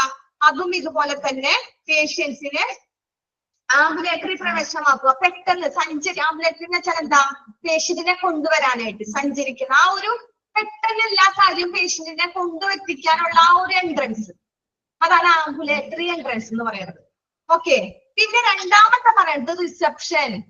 ഈ റിസപ്ഷൻ, ട്രയാജ്, വെയിറ്റിംഗ് ഏരിയ. അതെന്താ? ഇതിന്റെ അടിയിട്ട് തന്നെ ആ ഒരു പ്രവർത്തനങ്ങൾ റിസപ്ഷനിൽ ഉണ്ടാവും ഇല്ലേ? കാഷ്വാലിറ്റിയുടെ ഫ്രണ്ടിൽ തന്നെ എന്തുണ്ടാവും? റിസപ്ഷൻ ഉണ്ടാവും. ഫ്രണ്ടിലാണെങ്കിലും കുറച്ച് നീങ്ങിയിട്ടായാലും ഒരു റിസപ്ഷൻ ഉണ്ടാവും. പേഷ്യന്റിന്റെ കാര്യങ്ങളൊക്കെ എഴുതാനായിട്ട്. പേഷ്യന്റിന്റെ ഫസ്റ്റ് എമർജൻസി പേഷ്യന്റ് വന്നു കഴിഞ്ഞാൽ ആദ്യം കാഷ്വാലിറ്റി കയറ്റി അവർ ഫസ്റ്റ് എയ്ഡ് ഒക്കെ കൊടുക്കും. അതിനുശേഷം പേഷ്യന്റിന്റെ ബൈസ്റ്റാൻഡറോട് സിസ്റ്റർമാർ ആ തിക്കും തിരക്കൊക്കെ കഴിയുമ്പോൾ സിസ്റ്റർമാർ വന്ന് എന്ത് ചോദിക്കും? പേഷ്യന്റിന്റെ ചാർട്ട് എടുത്തുകൊണ്ട് വരാൻ പറയും. പേഷ്യന്റിനോട് ഇവരോട് ബൈസ്റ്റാൻഡറോട് പറയും, അവിടെ റിസപ്ഷനിൽ പോയി നിങ്ങൾ എന്തെടുത്തുകൊണ്ട് വരാൻ പറയും? കേസ് ഷീറ്റ്, ചാർട്ട് എടുക്കാൻ പറയും. അപ്പൊ അവര് തൊട്ടപ്പുറത്ത് തന്നെ റിസപ്ഷനിൽ പോയി പേര്, സ്ഥലം, വയസ്സ് ഒക്കെ പറഞ്ഞ് പേഷ്യന്റിന്റെ പേരിൽ ഒരു കേസ് ഷീറ്റ് എടുക്കും. അതൊക്കെ അവിടെ റിസപ്ഷനില്. പിന്നെ അവിടെ പെട്ടെന്ന് വരുമ്പോ തന്നെ ഇന്ന മരുന്ന് മേടിക്കണം, അതിന്റെ പേയ്മെന്റ്, ഇന്ന ടെസ്റ്റ് നടത്തണം, അതിന്റെ പേയ്മെന്റ് ഈ റിസപ്ഷനിലാണ് നടക്കുന്നത്. അപ്പൊ അതിനോട് അടുത്ത് തന്നെ എന്തുണ്ടാവും? ഒരു റിസപ്ഷൻ ഉണ്ടാവണം. പിന്നെ ട്രയാജ് എന്ന് പറയുന്നത് ഈ എമർജൻസി കെയർ കൊടുക്കണത്. അതും എമർജൻസി ഡിപ്പാർട്ട്മെന്റിന്റെ തൊട്ടടുത്ത് എമർജൻസി ട്രീറ്റ്മെന്റ് കൊടുക്കണത്, എമർജൻസി കെയർ കൊടുക്കണതാണ് ട്രയാജ് എന്ന് പറയുന്നത്. പിന്നെ വെയിറ്റിംഗ് ഏരിയ. പേഷ്യന്റിനെ എമർജൻസി ആയിട്ട് കൊണ്ടുവരുമ്പോ ബൈസ്റ്റാൻഡർ ഒക്കെ ഉണ്ടാവും ഇല്ലേ? അപ്പൊ അവർക്കുള്ള കാര്യങ്ങൾ അവര് ഇരിക്കണം. അവർക്ക് വന്നു കഴിഞ്ഞാൽ എന്താണെന്ന് അറിയണം. കുറച്ച് അപ്പൊ തന്നെ നമ്മളോട് ഡോക്ടർമാര് വിവരങ്ങളൊന്നും പറയില്ല. 1 മണിക്കൂർ, അരമണിക്കൂർ, 2 മണിക്കൂറൊക്കെ കഴിയുമ്പോൾ അതുവരെ നമ്മൾ എന്ത് ചെയ്യാം? കൂടെ വന്നേക്കുന്നവര് വെയിറ്റ് ചെയ്യണം. വെയിറ്റ് ചെയ്യാനായിട്ട് ഒരു വെയിറ്റിംഗ് ഏരിയ വേണം. അതാണ് അതിന്റെ പ്രവർത്തനത്തിലെ രണ്ടാമത്തെ പ്രവർത്തനം. പിന്നെന്താ? Administrative area. അഡ്മിനിസ്ട്രേറ്റീവ് ഏരിയ എന്ന് വെച്ചാൽ എന്താ? അവിടുത്തെ കാര്യനിർവഹണ ഏരിയ. കാര്യങ്ങളൊക്കെ എന്തായി? പേഷ്യന്റിന്റെ കാര്യങ്ങൾ, അങ്ങനത്തെ ഉള്ള പേഷ്യന്റിന്റെ ഈ എന്തെല്ലാം കാര്യങ്ങളുണ്ട്, പേഷ്യന്റിന് എന്ത് ചെയ്യണം, പേഷ്യന്റിന്റെ കണ്ടീഷൻ എന്താണ്, അങ്ങനത്തെ ഉള്ള ആ കാര്യനിർവഹണ ഏരിയ. ട്രയാജ് എന്ന് പറയുന്നത് എന്താ? ട്രയാജ് എന്ന് പറയുന്നത് എമർജൻസി ട്രീറ്റ്മെന്റ് കൊടുക്കുന്നത്. ട്രയാജ് എന്ന് പറയുന്നത് പേഷ്യന്റിന് ഗുരുതരാവസ്ഥയിലാണ് പേഷ്യന്റ് എങ്കിൽ ആ പേഷ്യന്റിന് ഒരു ട്രീറ്റ്മെന്റ് കൊടുക്കും. അതിനെ പറയുന്നത് ട്രയാജ് എന്ന്. ഓക്കെ. ഗുരുതരാവസ്ഥയിലുള്ള പേഷ്യന്റിന് പെട്ടെന്ന് ഒരു ട്രീറ്റ്മെന്റ് കൊടുക്കുകയാണ്. പെട്ടെന്ന് ഈ പേഷ്യന്റിന് ഒരു ഫസ്റ്റ് തന്നെ ഒരു 2 മിനിറ്റ് ആ പേഷ്യന്റിന് അപ്പൊ ഒരു ട്രീറ്റ്മെന്റ് കൊടുത്തില്ലെങ്കിൽ പേഷ്യന്റിന്റെ കണ്ടീഷൻ എന്താ? പെട്ടെന്ന് ബുദ്ധിമുട്ടാണ്. അങ്ങനെയുള്ള അവസ്ഥ വരുമ്പോൾ ഒരു ട്രീറ്റ്മെന്റ് കൊടുക്കാനാണ് ട്രയാജ് എന്ന് പറയുന്നത്. ഓക്കെ. പിന്നെന്താ? അഡ്മിനിസ്ട്രേറ്റീവ് ഏരിയ എന്ന് പറയുന്നത് കാര്യനിർവഹണം, എന്തെല്ലാം കാര്യങ്ങളുണ്ട്, ബൈസ്റ്റാൻഡർ വന്നിട്ടുണ്ട്, അവർക്ക് പേഷ്യന്റിന്റെ കാര്യങ്ങൾ, അങ്ങനത്തുള്ള ആ ഒരു ഏരിയ ഉണ്ടാവും അഡ്മിനിസ്ട്രേറ്റീവ് ഏരിയ. അതിലാണ് എൻക്വയറി ഒക്കെ വരുന്നത് അല്ലെ. ഇവിടെ എൻക്വയറിയിൽ അവർക്ക് അന്വേഷിക്കാം. എൻക്വയറിയിൽ എന്ത് അന്വേഷിക്കാം? ഇനി പേഷ്യന്റിനെ ഇവിടെ എന്ത് ചെയ്യും, അതോ റെഫർ ഇവിടെ സാധനങ്ങൾ കാര്യങ്ങളുണ്ടോ എന്നുള്ള കാര്യങ്ങളൊക്കെ ഈ അഡ്മിനിസ്ട്രേറ്റീവ് ഏരിയ ഉണ്ട്. അതും ഇവിടെ ഉണ്ടാവും ഈ എമർജൻസി ഡിപ്പാർട്ട്മെന്റിന്റെ ഏകദേശം അടുത്തൊക്കെ ആയിട്ട് ഉണ്ടാവും. പിന്നെന്താ റിസിസിറ്റേഷൻ ഏരിയ. റിസിസിറ്റേഷൻ ഏരിയ എന്താ? പുനരുത്തേജന ഏരിയ. പുനരുത്തേജന ഏരിയ എന്ന് വെച്ചാൽ എന്താ? അബോധാവസ്ഥയിലൊക്കെ ഒരു പേഷ്യന്റ് ആണെങ്കിൽ പെട്ടെന്ന് ആ പേഷ്യന്റിനെ ഉണർത്താനായിട്ട്, അബോധാവസ്ഥയിലാണ് പുനരുത്തേജനം. ഇപ്പൊ ഒരു എക്സാമ്പിൾ പറയുകയാണെങ്കിൽ ഒരു പേഷ്യന്റിന് CPR കൊടുക്കണം. ലാസ്റ്റ് സമയത്ത് പേഷ്യന്റ് മരിച്ചു, പക്ഷെ CPR കൊടുക്കുമ്പോ ചില പേഷ്യന്റ് എല്ലാ ഡോക്ടർമാരെ കണ്ടീഷൻ ഒക്കെ തീർന്നു. പിന്നെ ഡോക്ടർമാർ എന്ത് ചെയ്യും? ലാസ്റ്റ് ഒരു ചാൻസ് കൊടുക്കും. നോക്കും ഡോക്ടർമാര് മരുന്നൊക്കെ കിട്ടാണ്ടായി പേഷ്യന്റ് ലാസ്റ്റ് മരണത്തിന്റെ ഇതിലോട്ട് എത്തിക്കഴിയുമ്പോൾ ഒരു CPR കൊടുക്കും. CPR എന്താ കൊടുക്കണേ? ചിലപ്പോ ഇട്ട് നെഞ്ചിലിട്ടിരിക്കണാണ്ടിട്ടില്ല നിങ്ങള്, അതിനൊരു ഏരിയ ഉണ്ട്, അതാണ് റിസിസിറ്റേഷൻ ഏരിയ. നെഞ്ചിലിട്ട് നമുക്ക് അറ്റാക്ക് വന്ന പേഷ്യന്റ് ആണെങ്കിൽ 2-3 വട്ടം ആഞ്ഞ് നെഞ്ചിലിടിക്കുമ്പോൾ ആ പേഷ്യന്റിന് ഒരു വൈബ്രേഷൻ ഒക്കെ വന്ന് പേഷ്യന്റ് അങ്ങോട്ട് എഴുതിയിരിക്കും അല്ലെ. പേഷ്യന്റിന്റെ നല്ല രീതിയിൽ ആ ശ്വാസം ഒക്കെ അങ്ങോട്ട് കിട്ടിക്കഴിയുമ്പോഴാ പേഷ്യന്റ് നല്ല ഓക്കെയോ. അങ്ങനെ രക്ഷപ്പെടുന്ന പേഷ്യന്റ് ഒരുപാടുണ്ട്. ചില പേഷ്യന്റ് എത്ര CPR കൊടുത്താലും തിരിച്ചു വരില്ല, മരിക്കും. പക്ഷെ ലാസ്റ്റ് അറ്റംപ്റ്റ് ആണ് ഡോക്ടർമാർ അത് ലാസ്റ്റാ ചെയ്യുള്ളൂ CPR. മിക്ക ഹോസ്പിറ്റലും അങ്ങനെ. അതിനൊരു ഏരിയ ഉണ്ട്, അതാണ് റിസിസിറ്റേഷൻ ഏരിയ. പുനരുത്തേജനം എന്ന് വെച്ചാൽ അവര് മരിച്ചു തിരിച്ചു വന്നു, അബോധാവസ്ഥയിൽ കിടക്കുന്നവർക്കൊരു ഉണർവ് കൊടുക്കാൻ area. Okay.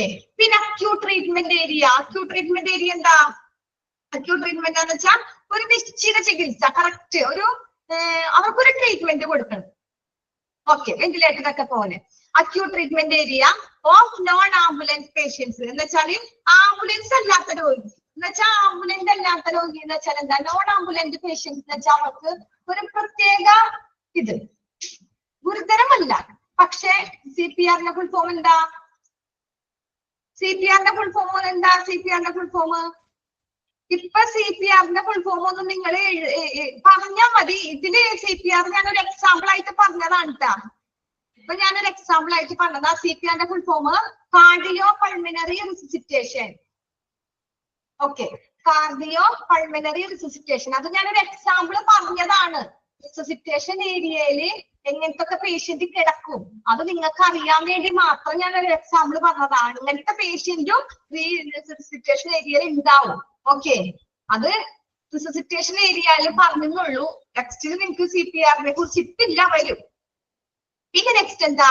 Acute treatment area. പെട്ടെന്ന് ഒരു നിശ്ചിത ചികിത്സ കൊടുക്കണം. ഓക്കെ, അങ്ങനത്തെ ഒരു ചികിത്സ. ഇപ്പൊ ICU പോലെ. ICUവിൽ എന്താ? പേഷ്യന്റിന് ഒരു ട്രീറ്റ്മെന്റ് കൊടുക്കണം. അവർക്ക് കുഴപ്പമില്ല, ഇവിടെ കിടന്ന ഒരു അത്യാവശ്യം ഒരു ട്രീറ്റ്മെന്റ് ഒക്കെ കൊടുത്താൽ പേഷ്യന്റിന് ബെറ്റർ ആവും. അങ്ങനത്തെ കൊള്ള നോൺ ആംബുലൻസ് പേഷ്യൻസ് അവര് സീരിയസ് അല്ല. ഓക്കെ, അങ്ങനത്തെ ഒരു പേഷ്യൻസിന്, ആംബുലൻസ് അല്ലാത്ത ഒരു പേഷ്യന്റിനാണ് ഇത് കൊടുക്കുന്നത്. ഓക്കെ, പിന്നെ കൺസൾട്ടേഷൻ ഏരിയ. അറിയാലോ കൺസൾട്ടേഷൻ ഏരിയ? OPകള്. നമ്മളൊരു ഹോസ്പിറ്റലിൽ ചെല്ലുമ്പോൾ OPകൾ ഉണ്ടാവില്ലേ? ഒരുപാട് OPകൾ ഉണ്ടാവും. ഇപ്പൊ ഇപ്പുറത്തെ ഒരു ഓർത്തോഡോപ്പി ഉണ്ടാവും, ഒഫ്താൽമോളജിയിൽ ഉണ്ടാവും, സർജറിയിൽ ഉണ്ടാവും OPകൾ. 1 മണി രാവിലെ 9 മണി തുടങ്ങി 1 മണി വരെ എല്ലാ ഹോസ്പിറ്റലിലും OP പ്രവർത്തിക്കും. അതിനൊരു ഏരിയ ഉണ്ട്, അതാണ് കൺസൾട്ടേഷൻ ഏരിയ എന്ന് പറയുന്നത്. ഓക്കെ, OPകളിലാണ് സാധാരണ നോർമൽ ലെവലിലുള്ള പേഷ്യൻസ് ഒക്കെ ഇപ്പൊ തലവേദന, കൈവേദന, കാലുവേദന എന്നൊക്കെ പറഞ്ഞ് ബുക്ക് ചെയ്ത് കസാര അവര് ചെയറൊക്കെ ഇട്ട് അവിടെ ഇരിക്കാൻ കണ്ടിട്ടില്ലേ? അതാണ് കൺസൾട്ടേഷൻ ഏരിയ. അവിടെ ഒരുപാട് ഡോക്ടേഴ്സ് ഉണ്ടാവും. അതൊക്കെ ഏകദേശം അതിന്റെ പ്രവർത്തനങ്ങൾ, അത് ആ ഒരു ഫങ്ഷൻസ് വേണം. പിന്നെ staff work station. Staff work station എന്ന് വെച്ചാൽ അവിടെ ഒരുപാട് സ്റ്റാഫുകൾ വർക്ക് ചെയ്യണ ഒരു ഓഫീസ് ഉണ്ടാവും ഇല്ലേ? നഴ്സിംഗ്മാർ വർക്ക് ചെയ്യണത് ഉണ്ടാവും, നഴ്സിംഗ് സ്റ്റേഷൻ ഉണ്ടാവും. അങ്ങനത്തെ ഉള്ള സ്റ്റാഫ് വർക്ക് സ്റ്റേഷൻ, സ്റ്റാഫ്മാര് വർക്ക് ചെയ്യുന്ന ആ ഒരു ഏരിയ, അതാണ് സ്റ്റാഫ് വർക്ക് ഏരിയ എന്ന് പറയുന്നത്. ഓക്കെ, അപ്പൊ ഇതൊക്കെ പ്രവർത്തനങ്ങളാണ്. ഇതൊക്കെ എന്താ? Major space. നമ്മൾ ഓരോ സ്പേസ് ഡിറ്റർമിനേഷൻ ഫോർ പ്ലാനിങ്, അവർ എമർജൻസി ഡിപ്പാർട്ട്മെന്റിന്റെ ഒരു ഇതിടുന്നതിന്റെ ഒരു പ്ലാനിങ് ആണ്. എന്തെല്ലാം പ്ലാനിങ്ങിന്റെ ഉണ്ടെന്ന് അതിൽ ആദ്യം അവിടുത്തെ പ്രവർത്തന ഏരിയ കറക്റ്റ് ആയിരിക്കണം, അവിടുത്തെ പ്രവർത്തിക്കുന്ന ഏരിയ കറക്റ്റ് ആയിരിക്കണം. ആ പ്രവർത്തന ഏരിയയാണ് ആംബുലൻസും ആംബുലേറ്ററി എൻട്രൻസും, റിസപ്ഷൻ ഉണ്ടായിരിക്കണം, ട്രയാജ് ഉണ്ടായിരിക്കണം, അതുപോലെ തന്നെ വെയിറ്റിംഗ് ഏരിയ. പിന്നെ അഡ്മിനിസ്ട്രേറ്റീവിന് ഒരു ഏരിയ ഉണ്ടായിരിക്കണം, റിസസിറ്റേഷൻ ഏരിയ ഉണ്ടായിരിക്കണം. പെട്ടെന്ന് ഇതുപോലെ പുനരുത്തേജനം എന്തെങ്കിലുമൊക്കെ വന്നു കഴിഞ്ഞാൽ അതിനൊരു റിസസിറ്റേഷൻ ഏരിയ ഉണ്ടായിരിക്കും. അതുപോലെ അക്യൂട്ട് ട്രീറ്റ്മെന്റ് ഏരിയ ഒരു സാധാരണ ലെവലിൽ, എന്നാൽ വലിയ സീരിയസ് അല്ല, ICU ഒക്കെ പോലത്തെ. ICU എന്നൊക്കെ പറഞ്ഞില്ല. ട്രയാജ് എന്ന് വെച്ചാൽ ഞാൻ പറഞ്ഞില്ലേ എമർജൻസി ട്രീറ്റ്മെന്റ് കൊടുക്കണത്. ഒരു പെട്ടെന്ന് പേഷ്യന്റിന് ട്രയാജ് എന്ന് പറയുന്നത് എന്താ, അവിടെ ഒരു ചെറിയ റൂം ഉണ്ടാവും. എമർജൻസി കെയർ, പേഷ്യന്റിന് പെട്ടെന്ന് എന്തെങ്കിലുമൊക്കെ വന്നു കഴിഞ്ഞാൽ പെട്ടെന്ന് കയറ്റാം. ഈ കാഷ്വാലിറ്റിയിൽ കയറ്റും. കാഷ്വാലിറ്റിയിൽ കയറ്റുന്നതിന് മുമ്പ് കയറ്റി കഴിഞ്ഞാൽ പേഷ്യന്റിന് ഒരു ട്രീറ്റ്മെന്റ് ഒക്കെ കൊടുക്കും. ആ കാഷ്വാലിറ്റിക്ക് ഉള്ളിൽ തന്നെ എമർജൻസി പേഷ്യന്റിന് വേഗം കൊണ്ടുവന്ന് ഒരു കാഷ്വാലിറ്റിന്റെ ഉള്ളിൽ എങ്ങനെ 2-3 ബെഡ് തിരിച്ചിട്ടുണ്ടാവും ഇല്ലേ? അപ്പൊ അതിൽ ഏതെങ്കിലും ഒരു ബെഡിൽ പെട്ടെന്ന് കൊണ്ടുവന്ന് അവിടെ ഒരു എമർജൻസി കെയർ കൊടുക്കാനായിട്ട് ആ ഒരു ബെഡ് അവർ സജ്ജീകരണം അവിടെ എല്ലാവരും ഉണ്ടാവും. ആ ട്രയാജിൽ എന്ന് പറയുന്നത് അവിടെ എല്ലാ സാധനങ്ങളും അവിടെ തന്നെ ഉണ്ടാവും. അതാണ് ട്രയാജ് ഏരിയ എന്ന് പറയുന്നത്. പെട്ടെന്ന് ഒരു ട്രീറ്റ്മെന്റ് കൊടുക്കാൻ കാഷ്വാലിറ്റിയുടെ ഉള്ളിൽ തന്നെ പല സെക്ഷൻ ഉണ്ട്. കാഷ്വാലിറ്റിയിൽ എമർജൻസി ട്രീറ്റ്മെന്റ് കൊടുക്കും. പക്ഷെ കാഷ്വാലിറ്റിയിൽ ഒരു പേഷ്യന്റ് മാത്രമല്ല, ഒരുപാട് പേഷ്യന്റ് ഉണ്ട്. പക്ഷെ അതിൽ പല പല ബെഡായിട്ടായിരിക്കും തിരിച്ചിട്ടേക്കണേ. അതിൽ ഏതെങ്കിലും ഒരു ബെഡില് ആയിരിക്കും ഇങ്ങനത്തെ പേഷ്യന്റിനെ കൊണ്ട് കിടക്കുന്നത്. അവർക്ക് ആ ബെഡിന്റെ അരിയത്ത് എല്ലാ കാര്യങ്ങളും സെറ്റ് ചെയ്ത് വെച്ചിട്ടുണ്ട്. പെട്ടെന്ന് ഒരു ട്രിപ്പ് പോണെങ്കിലോ ആ ട്രിപ്പിനുള്ള കാര്യങ്ങളൊക്കെ അവിടെ സെറ്റ് ചെയ്ത് വെച്ചിട്ടുണ്ട്. ഓക്കെ, അപ്പൊ ഒരു 4 ബെഡുള്ള കാഷ്വാലിറ്റി ആണെങ്കിൽ അതിലൊരു ബെഡ് സെപ്പറേറ്റ് ബെഡായിരിക്കും. ഇങ്ങനെ ഒരു പെട്ടെന്നുള്ള ഒരു കെയർ കൊടുക്കാനുള്ള ഒരു ബെഡ് അവിടെ ഉണ്ടാവും. ഓക്കെ, അതാണ് ട്രയാജ് ഏരിയ എന്ന് പറയുന്നത്. പിന്നെ വെയിറ്റിംഗ് ഏരിയ, അതൊക്കെ ഒറ്റയ്ക്ക് ഒരുമിച്ചിട്ടാവും. അഡ്മിനിസ്ട്രേറ്റീവ് ഏരിയ എന്ന് പറയുന്നത് എന്താ? അഡ്മിനിസ്ട്രേറ്റീവ് ഏരിയ എന്ന് പറഞ്ഞത് കാര്യനിർവഹണ ഏരിയ. നമ്മളുടെ കാര്യങ്ങൾ പേഷ്യന്റിനെ അങ്ങോട്ട് കയറ്റിയെങ്കിൽ പേഷ്യന്റിന്റെ ബൈസ്റ്റാൻഡർ അവിടെ ഉണ്ട്. അതിന്റെ കാര്യങ്ങൾ അറിയണം. ഹോസ്പിറ്റലിൽ ഒരു പേഷ്യന്റിനെ കൊണ്ടുവന്ന പേഷ്യന്റിന്റെ കാര്യങ്ങളെല്ലാം അറിയണ്ടേ? അപ്പൊ അവർക്ക് ബില്ലടക്കണം. ഈ റിസപ്ഷനിലെ പോലെ തന്നെ അഡ്മിനിസ്ട്രേറ്റീവ് ചിലവർക്ക് എന്തുണ്ടാവും, ഈ അഡ്മിനിസ്ട്രേറ്റീവ് ഏരിയ എന്ന് മെയിൻ ആയിട്ട് പറയണത് BPL കാർഡൊക്കെ ഉള്ളവർക്ക് ചില ഓപ്പറേഷൻ ഒക്കെ ചെയ്യണമെങ്കിൽ പകുതി ക്യാഷ് മതി. ഇൻഷുറൻസ് വിഭാഗങ്ങള് അങ്ങനത്തെ ഉള്ള കാര്യങ്ങളൊക്കെ ഈ അഡ്മിനിസ്ട്രേറ്റീവ് ഏരിയയിൽ ഉണ്ടാവും. അവിടെ ഓരോ ഓഫീസുകളുണ്ട്. അഡ്മിനിസ്ട്രേറ്റീവ് ഏരിയ എന്ന് പറയുന്ന ആ ഏരിയയില് ഒരുപാട് ഓഫീസുകൾ തിരിച്ച് വെച്ചിട്ടുണ്ട് ഇല്ലേ? അതിലെന്തൊക്കെ ഉണ്ടാവും? ഇവർക്ക് ഇൻഷുറൻസ് എന്തെങ്കിലും ഉണ്ടാവും, ചിലവർക്ക് ആരോഗ്യമായ സംബന്ധമായ എന്തെങ്കിലുമൊക്കെ ഉണ്ടെങ്കിൽ ക്ലെയിം ഒക്കെ ഉണ്ടാവും. അങ്ങനത്തെ ഉള്ളവര് ആ അഡ്മിനിസ്ട്രേറ്റീവ് ഏരിയയില് വേണ്ട കാര്യങ്ങളൊക്കെ ചെയ്താൽ മതി. അവിടെ പേപ്പേഴ്സ് ഒക്കെ പോകും. അത് ബൈസ്റ്റാൻഡർ ഇവിടെ ഇരുന്ന് ചെയ്യും. ഓക്കെ, ആധാറൊക്കെ കൊണ്ടുവരാൻ പറയും. അവര് പറയും ആധാർ കൊണ്ടുവന്ന് ഇവിടെ രജിസ്റ്റർ ചെയ്ത് അങ്ങനെ. പിന്നെ കേസുള്ള പേഷ്യന്റ് ആണെങ്കിൽ അഡ്മിനിസ്ട്രേറ്റീവ് ഏരിയയില് മെഡിക്കോ ലീഗൽ കേസിന്റെ ഒരു ഓഫീസ് ഉണ്ടാവും. അതെന്തൊക്കെയാണെന്നുള്ളത് ഡീറ്റെയിൽ ആയിട്ട് അഡ്മിനിസ്ട്രേറ്റീവ് ഏരിയ വരുമ്പോ പഠിക്കാം നമുക്ക്. ഇപ്പൊ ചെറിയൊരു ഏരിയ ആണ് പറയുന്നത്, അഡ്മിനിസ്ട്രേറ്റീവ് ഏരിയ ഉണ്ടാവും. അതിൽ കേസുള്ള പേഷ്യന്റ് ആണെങ്കിൽ അവരുടെ കാര്യങ്ങളൊക്കെ അന്വേഷിക്കണ്ടേ? അതൊക്കെ ബൈസ്റ്റാൻഡർ വേണം നോക്കാൻ. അത് അന്വേഷിക്കേണ്ടതാണ് ഈ അഡ്മിനിസ്ട്രേറ്റീവ് ഏരിയ ചെന്ന് അന്വേഷിക്കണം. അതൊക്കെ വേണം. അതാണ് അവിടുത്തെ പ്രവർത്തനങ്ങൾ എന്ന് പറയുന്നത്. ഓക്കെ, ഇതൊക്കെ ഇതിന്റെ ഉള്ളിൽ നിന്നെടുത്ത് നമുക്ക് അഡ്മിനിസ്ട്രേറ്റീവ് ഏരിയ സെപ്പറേറ്റ് പഠിക്കാൻ വരും. അപ്പൊ നമുക്ക് പഠിക്കാം. ഇപ്പൊ നിങ്ങൾ ഇതിന്റെ പ്രവർത്തനങ്ങൾ മാത്രം എന്തൊക്കെയാണെന്നൊന്ന് ഓർത്തിരിക്കാം. ഓക്കെയാണോ? ഓക്കേടാ? ഓക്കെ, ആരൊന്നും പറയണില്ലല്ലോ. ഓക്കെ ഓക്കെ, ഇനി നമ്മൾ പഠിക്കുന്നത് അതർ ഏരിയ. നമ്മൾ ഇത്രയും പ്രവർത്തിക്കുന്ന ഏരിയകൾ പറഞ്ഞു, ഫംഗ്ഷൻ അല്ലേ? ഇനി നമ്മൾ അടുത്ത ഏരിയകൾ. ഇതൊക്കെ വെറുതെ സിമ്പിൾ ആയിട്ട് നിങ്ങൾക്ക് അറിയാൻ പറയുന്നുള്ളൂ. പക്ഷെ ഇതിന്റെ ഉള്ളിൽ നിങ്ങൾക്ക് പഠിക്കാൻ വരുന്ന ഒരു ചാപ്റ്റർ ഉണ്ട്. അതിൽ നമുക്ക് ഓരോന്ന് ഡീറ്റെയിൽ ആയിട്ട് പറയാം. ഇപ്പൊ നിങ്ങൾ എന്തെല്ലാം കാര്യങ്ങൾ ഹോസ്പിറ്റലിൽ ഉണ്ടെന്നൊന്ന് ഓർത്ത് പോയാൽ മതി. ഇനി അടുത്ത ഏരിയയില് പ്രൊസീജിയർ റൂം. പ്രൊസീജിയർ റൂം എന്ന് പറഞ്ഞാൽ എന്താ? നടപടിക്രമങ്ങൾ അല്ലെ? ഓരോന്നിനും ഓരോ പ്രൊസീജിയർ ആയിരിക്കും. ഇപ്പൊ നമ്മൾ പറഞ്ഞു കേസൊക്കെ ആയിട്ട് ബന്ധപ്പെട്ടാണെങ്കിൽ അതിന് വേറെ പ്രൊസീജിയർ ഉണ്ടാവും. ആക്സിഡന്റ് കേസൊക്കെ ആണെങ്കിലും പ്രൊസീജിയർ വേറെ ഉണ്ടാവും. ഒരു വിഷം കഴിച്ചൊരു പേഷ്യന്റ് വരെയാണെങ്കിലും പോയിസൺ കഴിച്ചവരാണെങ്കിലും അതിൻ്റെതായ നടപടിക്രമങ്ങളുണ്ട്. അപ്പൊ ഓരോന്നിനും ഓരോ നടപടിക്രമങ്ങൾക്ക് വേണ്ടിയിട്ട് അതിന്റെ ഒരു പ്രൊസീജിയർ റൂം ഉണ്ടാവും. ഓക്കെ, പിന്നെ പ്ലാസ്റ്റർ റൂം. കാലം പൊടിഞ്ഞിട്ടുണ്ടെങ്കിൽ കാഷ്വാലിറ്റി തന്നെയാണോ കാലൊടിയുന്നതിന് പ്ലാസ്റ്റർ ഇടാം? അല്ല, പേഷ്യന്റിന് നമ്മള് അതിന്റെ തൊട്ടരി തന്നെ പ്ലാസ്റ്റർ റൂമിൽ കൊണ്ടുപോകും. പ്ലാസ്റ്റർ ഇടും അല്ലെ? പ്ലാസ്റ്റർ ഇങ്ങനെ കുറച്ച് പാടുണ്ട്. പ്ലാസ്റ്റർ ഓഫ് പാരീസ് ഒക്കെ ചുറ്റി, ബാൻഡേജ് ഒക്കെ ചുറ്റി, പിന്നെ പ്ലാസ്റ്റർ ഓഫ് പാരീസ് ചുറ്റി, അങ്ങനെ ചുറ്റിയാണ് പ്ലാസ്റ്റർ ഉള്ളത്. കാലിനൊക്കെ പ്ലാസ്റ്റർ കണ്ടിട്ടില്ലേ? അത് ഒരു റൂമിൽ തന്നെ ഇടുക. അതിനു വേണ്ടി സെപ്പറേറ്റ് റൂമിൽ കൊണ്ടുപോകും. അങ്ങനത്തെ ഒരു റൂം വേണം, പ്ലാസ്റ്റർ റൂം. പിന്നെ ഫാർമസി അല്ലെങ്കിൽ ഡ്രഗ് പ്രിപ്പറേഷൻ. ഇത് കമ്പൽസറി അല്ല, ഹോസ്പിറ്റലിൽ ഉണ്ടാകുന്ന ഇത് കമ്പൽസറി എല്ലാ ഹോസ്പിറ്റലിലും ഉണ്ടാവും. കാരണം എമർജൻസി ഡിപ്പാർട്ട്മെന്റ് ഉള്ള ഹോസ്പിറ്റലിൽ കാഷ്വാലിറ്റി ആണെങ്കിൽ ഇങ്ങനത്തെ സാധനങ്ങള് വലിയതായിട്ടല്ലെങ്കിലും ചെറുതായിട്ടെങ്കിലും ഉണ്ടാകും. ക്ലിനിക്ക് പോലെയുള്ളതിലാണ് ഇല്ലാത്തത്. ഇപ്പൊ ഹോസ്പിറ്റലൊക്കെ ആണെങ്കിൽ ഉണ്ടായിരിക്കും. കാരണം നമ്മളൊരു കാലൊടിഞ്ഞു ഒരു രാത്രി ഹോസ്പിറ്റലിൽ പോയി, ഒരു പേഷ്യന്റിനെ വണ്ടി ഇടിച്ചു, ആക്സിഡന്റ് വന്നു, ഭയങ്കര ഇമ്പോർട്ടന്റ് എമർജൻസി കേസാണ്. പക്ഷെ ആ പേഷ്യന്റിന്റെ കാലൊടിഞ്ഞിട്ടുണ്ടെങ്കിൽ ആദ്യം എന്ത് ചെയ്യും? പേഷ്യന്റിന് വേണ്ട ഫസ്റ്റ് എയ്ഡ് ഒക്കെ കൊടുത്ത് പേഷ്യന്റിന്റെ ജീവൻ നിലനിർത്താനുള്ള കാര്യങ്ങളും എമർജൻസി ട്രീറ്റ്മെന്റ് ആദ്യം കൊടുക്കും. അത് കഴിഞ്ഞിട്ട് എന്ത് ചെയ്യും? എക്സ്റേ ഒക്കെ എടുത്ത് നോക്കുമ്പോഴാണ് അറിയണേ പേഷ്യന്റിന്റെ ഒരു എല്ല് പൊളിഞ്ഞിട്ടുണ്ടെന്ന്. അപ്പൊ എന്ത് ചെയ്യും? പേഷ്യന്റിനെ സ്ട്രക്ചറില വീൽചെയറില ഈ പ്ലാസ്റ്റർ റൂമിൽ കൊണ്ടുപോയി കിടത്തി പേഷ്യന്റിന് പ്ലാസ്റ്റർ ഇടും, ഇല്ലേ? അപ്പൊ അങ്ങനെ ചെയ്യണം. അത് എപ്പോഴാ എന്താണെന്ന് അറിയാൻ പറ്റില്ല. ഒരു പേഷ്യന്റിന് എന്തൊക്കെ അസുഖം വന്ന് എന്തൊക്കെ എപ്പോഴാ വന്നേന്ന് നമുക്ക് പറയാൻ പറ്റില്ല. അപ്പൊ ഇതൊക്കെ എപ്പോഴും എല്ലാ ഹോസ്പിറ്റലും ഉണ്ടായിരിക്കണം. അത് കമ്പൽസറി ആണ്. അപ്പൊ ഈ ഏരിയയിൽ പ്രൊസീജിയർ റൂം ഉണ്ടായിരിക്കും, ക്ലാസ് റൂം ഉണ്ടായിരിക്കും, പിന്നെ ഫാർമസി ഇല്ലാത്ത ഹോസ്പിറ്റലിൽ ഉണ്ടാവില്ല, ഇല്ലേ?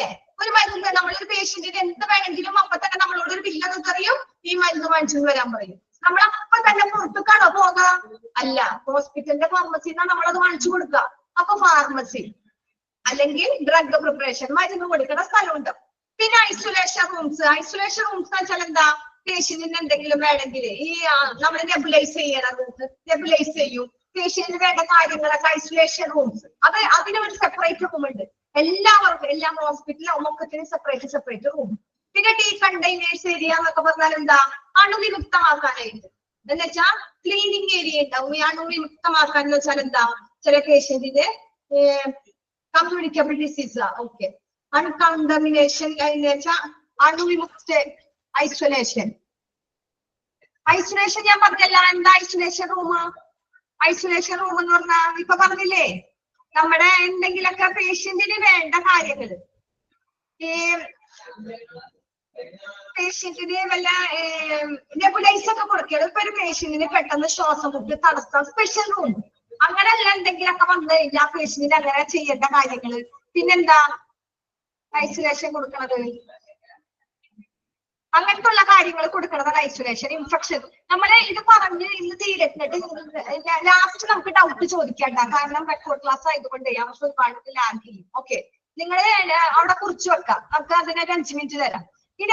പിന്നെന്താ? ഡികണ്ടമിനേഷൻ ഏരിയാസ് വെച്ചാൽ അണുവിമുക്തമാക്കാനായിട്ട് ക്ലീൻ അങ്ങനത്തെ ഉള്ള ഏരിയയിൽ മറ്റേ ഡ്രസ് ചെയ്യല്.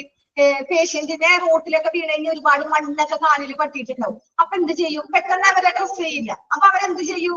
ഡെറ്റോളും വിറ്റാമിനൊക്കെ ഇട്ട് നല്ലോണം ക്ലീൻ ചെയ്തിട്ട് വേണം അണുവിമുക്തമാക്കി അവിടുത്തെ അണുക്കളൊക്കെ കളഞ്ഞിട്ട്. പിന്നെ പൈപ്പൊക്കെ പിടിച്ചാലോ അതിനൊക്കെ ക്ലീൻ ചെയ്യല്. അപ്പൊ അതിന് ക്ലീൻ ചെയ്യാനുള്ള കാര്യങ്ങൾ അവിടെ അതിനുള്ള വെള്ളം സാധനങ്ങളൊക്കെ ഉണ്ടാവും. അപ്പൊ അങ്ങനത്തെ ഒരു ഏരിയ. പിന്നെ സ്റ്റോറേജ്, ഹോസ്പിറ്റലിൽ സ്റ്റോറേജ് എന്ന് വെച്ചാൽ നമുക്ക് കോട്ടൺ അങ്ങനത്തെ ഹോസ്പിറ്റലിൽ വേണ്ട കാര്യങ്ങൾ, സിസ്റ്റേഴ്സ്, കോട്ടൺസ് അങ്ങനത്തെ ഉള്ള കാര്യങ്ങളൊക്കെ സ്റ്റോറേജ് കിട്ടും. പിന്നെ ക്ലീൻ ആൻഡ് ഡേർട്ടി ആക്ടിവിറ്റി എന്ന് വെച്ചാൽ എന്താ? വൃത്തികെട്ടതും എന്ന് വെച്ചാൽ ഭയങ്കര ക്ലീൻ ആയിരിക്കണം, അതിനുള്ള ഇതുകൾ ഉണ്ടാവും.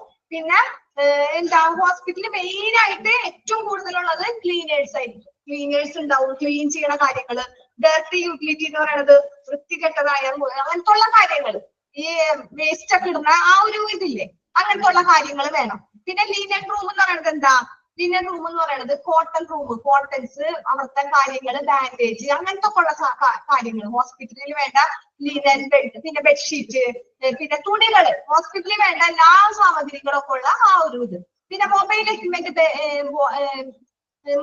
Equipment base like trolley, wheel chair എന്ന് വെച്ചാൽ എന്താ? മൊബൈൽ എക്യുപ്മെന്റ് എന്ന് വെച്ചാല് എന്തെങ്കിലുമൊക്കെ എക്യുപ്മെന്റ്, ചെറിയ എക്യുപ്മെന്റില് ട്രോളി പോലത്തെ, വീൽ ചെയർ പോലത്തെ അങ്ങനത്തെ ഉള്ള കാര്യങ്ങളൊക്കെ. അതൊക്കെ നമ്മള് മുമ്പ് പറഞ്ഞു, അതൊക്കെ എമർജൻസി ഡിപ്പാർട്ട്മെന്റിൽ എഴുതിയിട്ടുണ്ട്. പക്ഷെ അങ്ങനത്തെ കാര്യങ്ങളൊക്കെ വേണമെന്ന് വേറെ ഏരിയയിൽ അത് പറഞ്ഞേക്കണാണ്. ഓക്കെ, ഈസി പെട്ടെന്ന് കൊണ്ടുപോയെടുക്കാൻ പറ്റുന്ന രീതിയിൽ, ഉള്ളിലൊന്നും അല്ലാണ്ട് പെട്ടെന്ന് നമുക്ക് എടുക്കാൻ പാവുന്നില്ല. മൊബൈൽ എന്ന് വെച്ചാൽ ആ ഒരു ഇത് നമ്മള് പറയാറില്ലേ, മൊബൈൽ ആംബുലൻസ് എന്നൊക്കെ പറയുന്നത് എന്താ? പെട്ടെന്ന് നമുക്കൊരു ഇതില്ല. അതുപോലെ തന്നെ മൊബൈൽ എക്യുപ്മെന്റ് പെട്ടെന്ന് എടുക്കാനും, പിന്നെ ട്രോളി, വീൽ ചെയർ ഒക്കെ പോലത്തെ കാര്യങ്ങൾ. പിന്നെ മൊബൈൽ എക്സ്റേ എക്യുപ്മെന്റ് എന്നൊക്കെ പറയുന്നത് പെട്ടെന്ന് ഒരു എക്സ്റേ എടുക്കാൻ. ഇത് കണ്ടിട്ടില്ലേ? ഒരു എക്സ്റേ റൂമിലേക്ക് കൊണ്ടുപോകാണ്ട് ഒരു എക്സ്റേ എടുക്കണത്. ചില എക്സ്റേ മെഷീനൊക്കെ കൊണ്ട് പെട്ടെന്ന് വന്ന് നമ്മളെ എടുത്തിട്ട് പോകും. നമ്മൾ എവിടെയെന്ന് വെച്ചാൽ അവിടെ ഇരുന്നാൽ മതി, അവിടെ വന്ന് എക്സ്റേ മെഷീൻ എടുത്ത് നമ്മളെ എടുത്തിട്ട് പോകും. മറ്റേ എക്സ്റേ ആണെങ്കിൽ ആ വലിയ മെഷീൻ ആയിരിക്കും, നമ്മൾ അങ്ങോട്ട് ചെല്ലണം. ഇതങ്ങനൊന്നും വേണ്ട. മൊബൈൽ എക്സ്റേ എക്യുപ്മെന്റ് എന്ന് പറയുന്നത് നമ്മുടെ അടുത്ത് വന്ന് നമുക്ക് എക്സ്റേ ഒക്കെ എടുത്ത് പോകണം. പിന്നെ ക്ലീനേഴ്സ് റൂം, മൂവ് ചെയ്യാൻ പറ്റാത്ത പേഷ്യൻസിന് വേണ്ടി. ഓക്കെ, പിന്നെ ക്ലീനേഴ്സ് റൂം എന്താ? ക്ലീനേഴ്സ് റൂം എന്ന് പറയുന്നതാണ് പേഷ്യന്റിന്റെ ക്ലീനേഴ്സ് റൂം എന്ന് പറയുന്നത് അവിടെ സ്വീപ്പർമാര് ഇല്ലേ, അവർക്കൊരു റൂം ഉണ്ടാവും. അത് ഒരു ലിഫ്റ്റിന്റെ ബാക്കിലൊക്കെ ആയിരിക്കും. ലിഫ്റ്റിന്റെ ബാക്കിൽ ഒരു ചെറിയ റൂമില് അവര് ക്ലീൻ ഒക്കെ ചെയ്യണ റൂം ഉണ്ടാവും, സ്വീപ്പർമാരിക്കുന്നത്. അതാണ് ക്ലീനേഴ്സ് റൂം. അപ്പൊ ഒരു ഹോസ്പിറ്റലില് ഏരിയാസില് പല സ്ഥലത്ത് പല ഏരിയാസില് ഇങ്ങനത്തെ കുറെ സാധനങ്ങൾ വേണം. അപ്പൊ വേറെ വേറെ ഏരിയാസിലാണ് ഈ പറഞ്ഞത് എന്തെല്ലാം വേണം എന്നാണ് പറഞ്ഞത്. അപ്പൊ പ്രൊസീജിയർ റൂം വേണം, പ്ലാസ്റ്റർ റൂം വേണം, ഫാർമസി വേണം, ഐസൊലേഷൻ റൂം വേണം, ഡിക്കണ്ടമിനേഷൻ ഏരിയ വേണം, സ്റ്റോറേജ് വേണം, പിന്നെന്താ അങ്ങനത്തെ കാര്യങ്ങളൊക്കെ വേണം. ഓക്കെ, ഇനി എന്താ പറഞ്ഞേ? അത്രേ ഉള്ളൂ. അപ്പൊ അതർ ഏരിയാസിൽ ഇത്രയും കാര്യങ്ങളുള്ളൂ. ഇനി സമയം ഉണ്ടാ? ഇനി 10 മിനിറ്റ് ഉണ്ട് നമുക്ക്. ഈ പോയിന്റ് എടുത്ത് തീരാനുള്ള സമയം ഉണ്ടാ?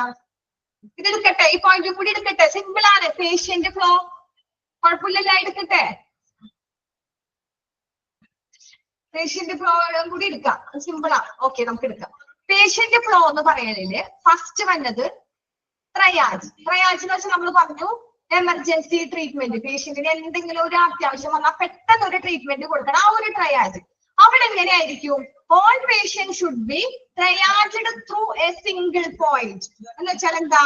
എല്ലാ പേഷ്യന്റിനും ഒരൊറ്റ പോയിന്റിലൂടെയാണ് ഇത് ചെയ്യുന്നത്. സിംഗിൾ പോയിന്റ് ആയിട്ട് ഒരൊറ്റ ഇതിൽ എല്ലാ പേഷ്യന്റിനും should be triaged, should be treated. അവരെ പേഷ്യന്റിനെ പെട്ടെന്ന് ആ ഒരു നല്ലൊരു കെയർ ട്രീറ്റ്മെന്റ് കൊടുക്കണത് സിംഗിൾ പോയിന്റിലൂടെയാണ്. എന്ന് വെച്ചാല് ഒരൊറ്റ പോയിന്റിലൂടെയാണ്. എന്ന് വെച്ചാൽ എല്ലാവർക്കും ഒരുപോലെയാണ് കൊടുക്കണേ. ഓരോരുത്തർക്കും സെപ്പറേറ്റ് കാര്യം നോക്കി ചെയ്യലൊന്നുമില്ല. അതിന്റെ അടിയിൽ പറയണത് നമുക്ക് നോക്കാം. Aim of triage is sort patients for providing optimum care consistent with their medical need and ensuring efficient utilization of available resources. എന്ന് വെച്ചാൽ എന്താ? രോഗികളെ പേഷ്യൻസിനെ അവരുടെ മെഡിക്കൽ ആവശ്യത്തിന് അനുസൃതമായിട്ട് വേണം നമ്മൾ ഇത് കൊടുക്കാനായിട്ട്, കെയർ കൊടുക്കാൻ.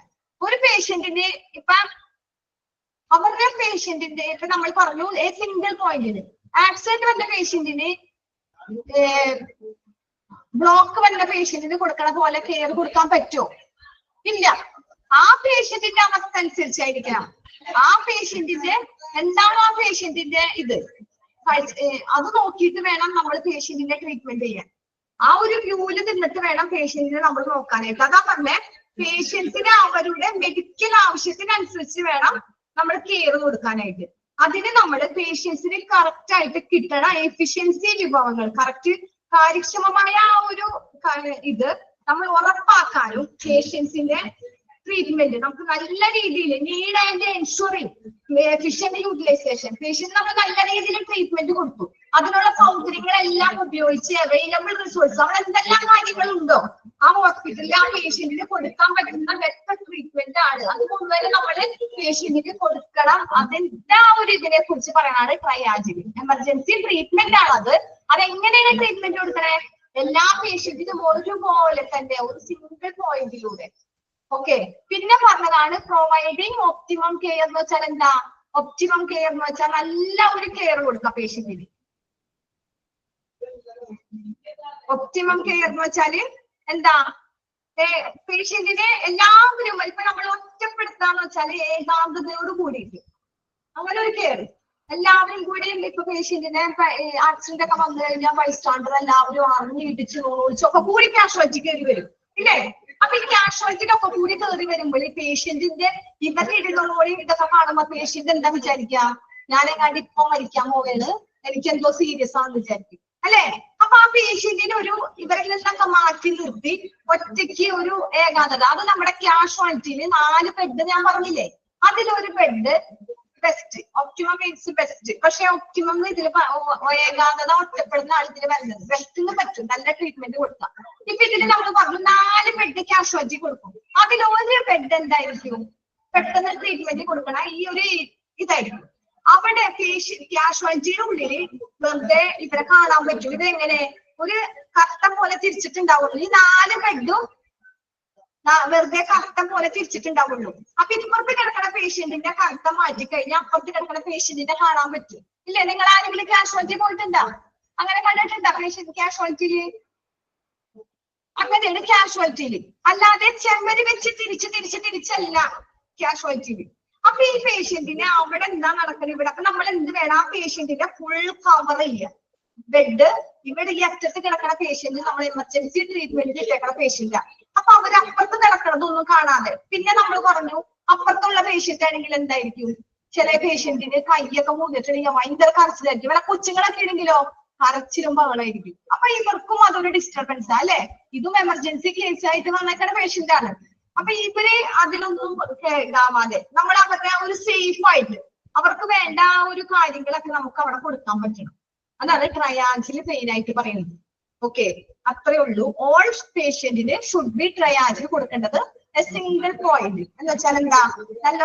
നല്ലൊരു പ്രിന്റ് കൊടുക്കണം എന്നാ. ഓക്കെ, ഗ്രീൻ കർട്ടൻ എല്ലാ ഹോസ്പിറ്റലിലും, മിക്ക ഹോസ്പിറ്റലിലും ഗ്രീൻ കർട്ടൻ ആയിരിക്കും. പിന്നെ റിസപ്ഷനിൽ എന്താ? ക്ലോസ് ഓപ്പറേഷൻ റിലേഷൻഷിപ്പ് എക്സിസ്റ്റന്റ് വിത്ത് ട്രയാജ്. പിന്നെന്താ? ക്ലോസ് ഓപ്പറേഷണൽ റിലേഷൻഷിപ്പ് എക്സിസ്റ്റന്റ് വിത്ത് എന്ന് വെച്ചാൽ എന്താ? ട്രയാജുമായിട്ട് അടുത്ത പ്രവർത്തനം ഉണ്ടായിരിക്കും. ട്രയാജുമായിട്ട് വെച്ചാൽ നല്ല എമർജൻസി ട്രീറ്റ്മെന്റ് അവർക്ക് കൊടുക്കണം. നമ്മൾ പറഞ്ഞു അവരായിട്ട് ക്ലോസ് ഓപ്പറേഷണൽ റിലേഷൻഷിപ്പ് എന്ന് വെച്ചാൽ അവർക്ക് നല്ലൊരു പ്രവർത്തനം ഉണ്ടായിരിക്കണം. നല്ല നിൽക്കുന്ന പ്രവർത്തനം എക്സിസ്റ്റന്റ്. അവരായിട്ടുള്ള ആ ഒരു ബന്ധം, നമ്മളെ ആ എമർജൻസി ട്രീറ്റ്മെന്റ് കൊടുക്കുന്ന ആ ഒരു റിലേഷൻ നല്ല രീതിയിലായിരിക്കണം. ക്ലോസ് പ്രവർത്തനമായിരിക്കണം. ക്ലോസ് ഓപ്പറേഷൻ എന്ന് പറയുന്നത് എന്താ? പ്രവർത്തനം. നല്ല രീതിയിലുള്ള ഒരു പ്രവർത്തനമായിരിക്കണം നമ്മൾ ആ പേഷ്യന്റിന് കൊടുക്കേണ്ടത്. After triage patients details are recorded by the clerical staff. ഇങ്ങനെ എന്തെങ്കിലും ട്രയാജ് പേഷ്യന്റിന് ട്രീറ്റ്മെന്റ് ഒക്കെ കൊടുത്തതിന് ശേഷം നമ്മൾ എന്ത് ചെയ്യണം? പേഷ്യൻസിന്റെ ഡീറ്റെയിൽസ് എല്ലാം റെക്കോർഡ് ചെയ്യണം ബൈ ക്ലറിക്കൽ സ്റ്റാഫ്. അത് റിസപ്ഷന്റെ ഡ്യൂട്ടിയാണ്. അവരെന്ത് ചെയ്യണം? എല്ലാ സാധനങ്ങളും റിസപ്ഷനിൽ വന്നിട്ട് റെക്കോർഡ് ചെയ്യണം. ക്ലറിക്കൽ സ്റ്റാഫ് ഒന്ന് റെക്കോർഡ് ചെയ്യണ്ടേ?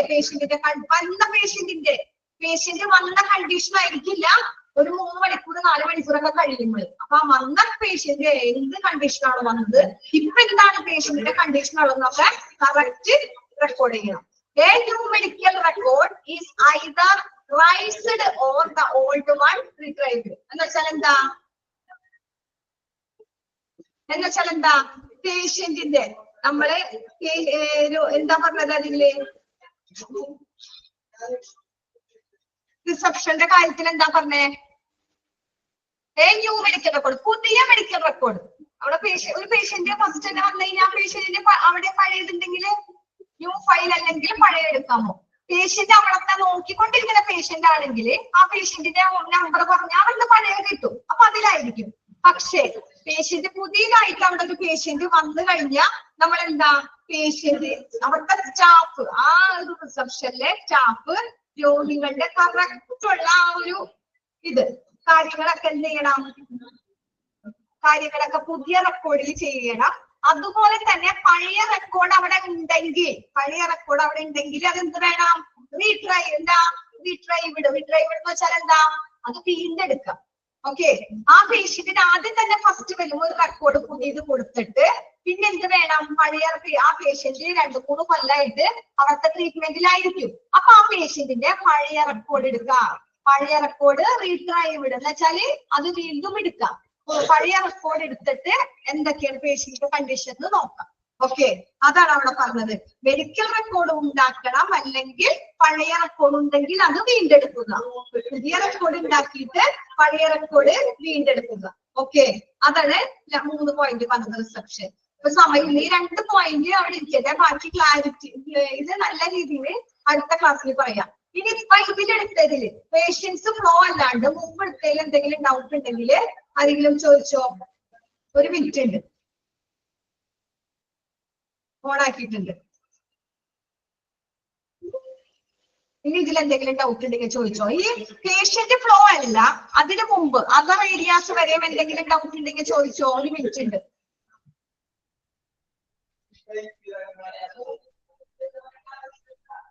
ഇല്ല, പ്രൊസീജിയർ റൂം എന്ന് വെച്ചാൽ നടപടിക്രമങ്ങൾ, പേഷ്യൻസിന്റെ നടപടിക്രമങ്ങൾ എന്തൊക്കെയാണ് പേഷ്യൻസിന്റെ, അത് ബൈസ്റ്റാൻഡർ അങ്ങനെയുള്ളത്. ഓക്കെ, ചോദിച്ചോ.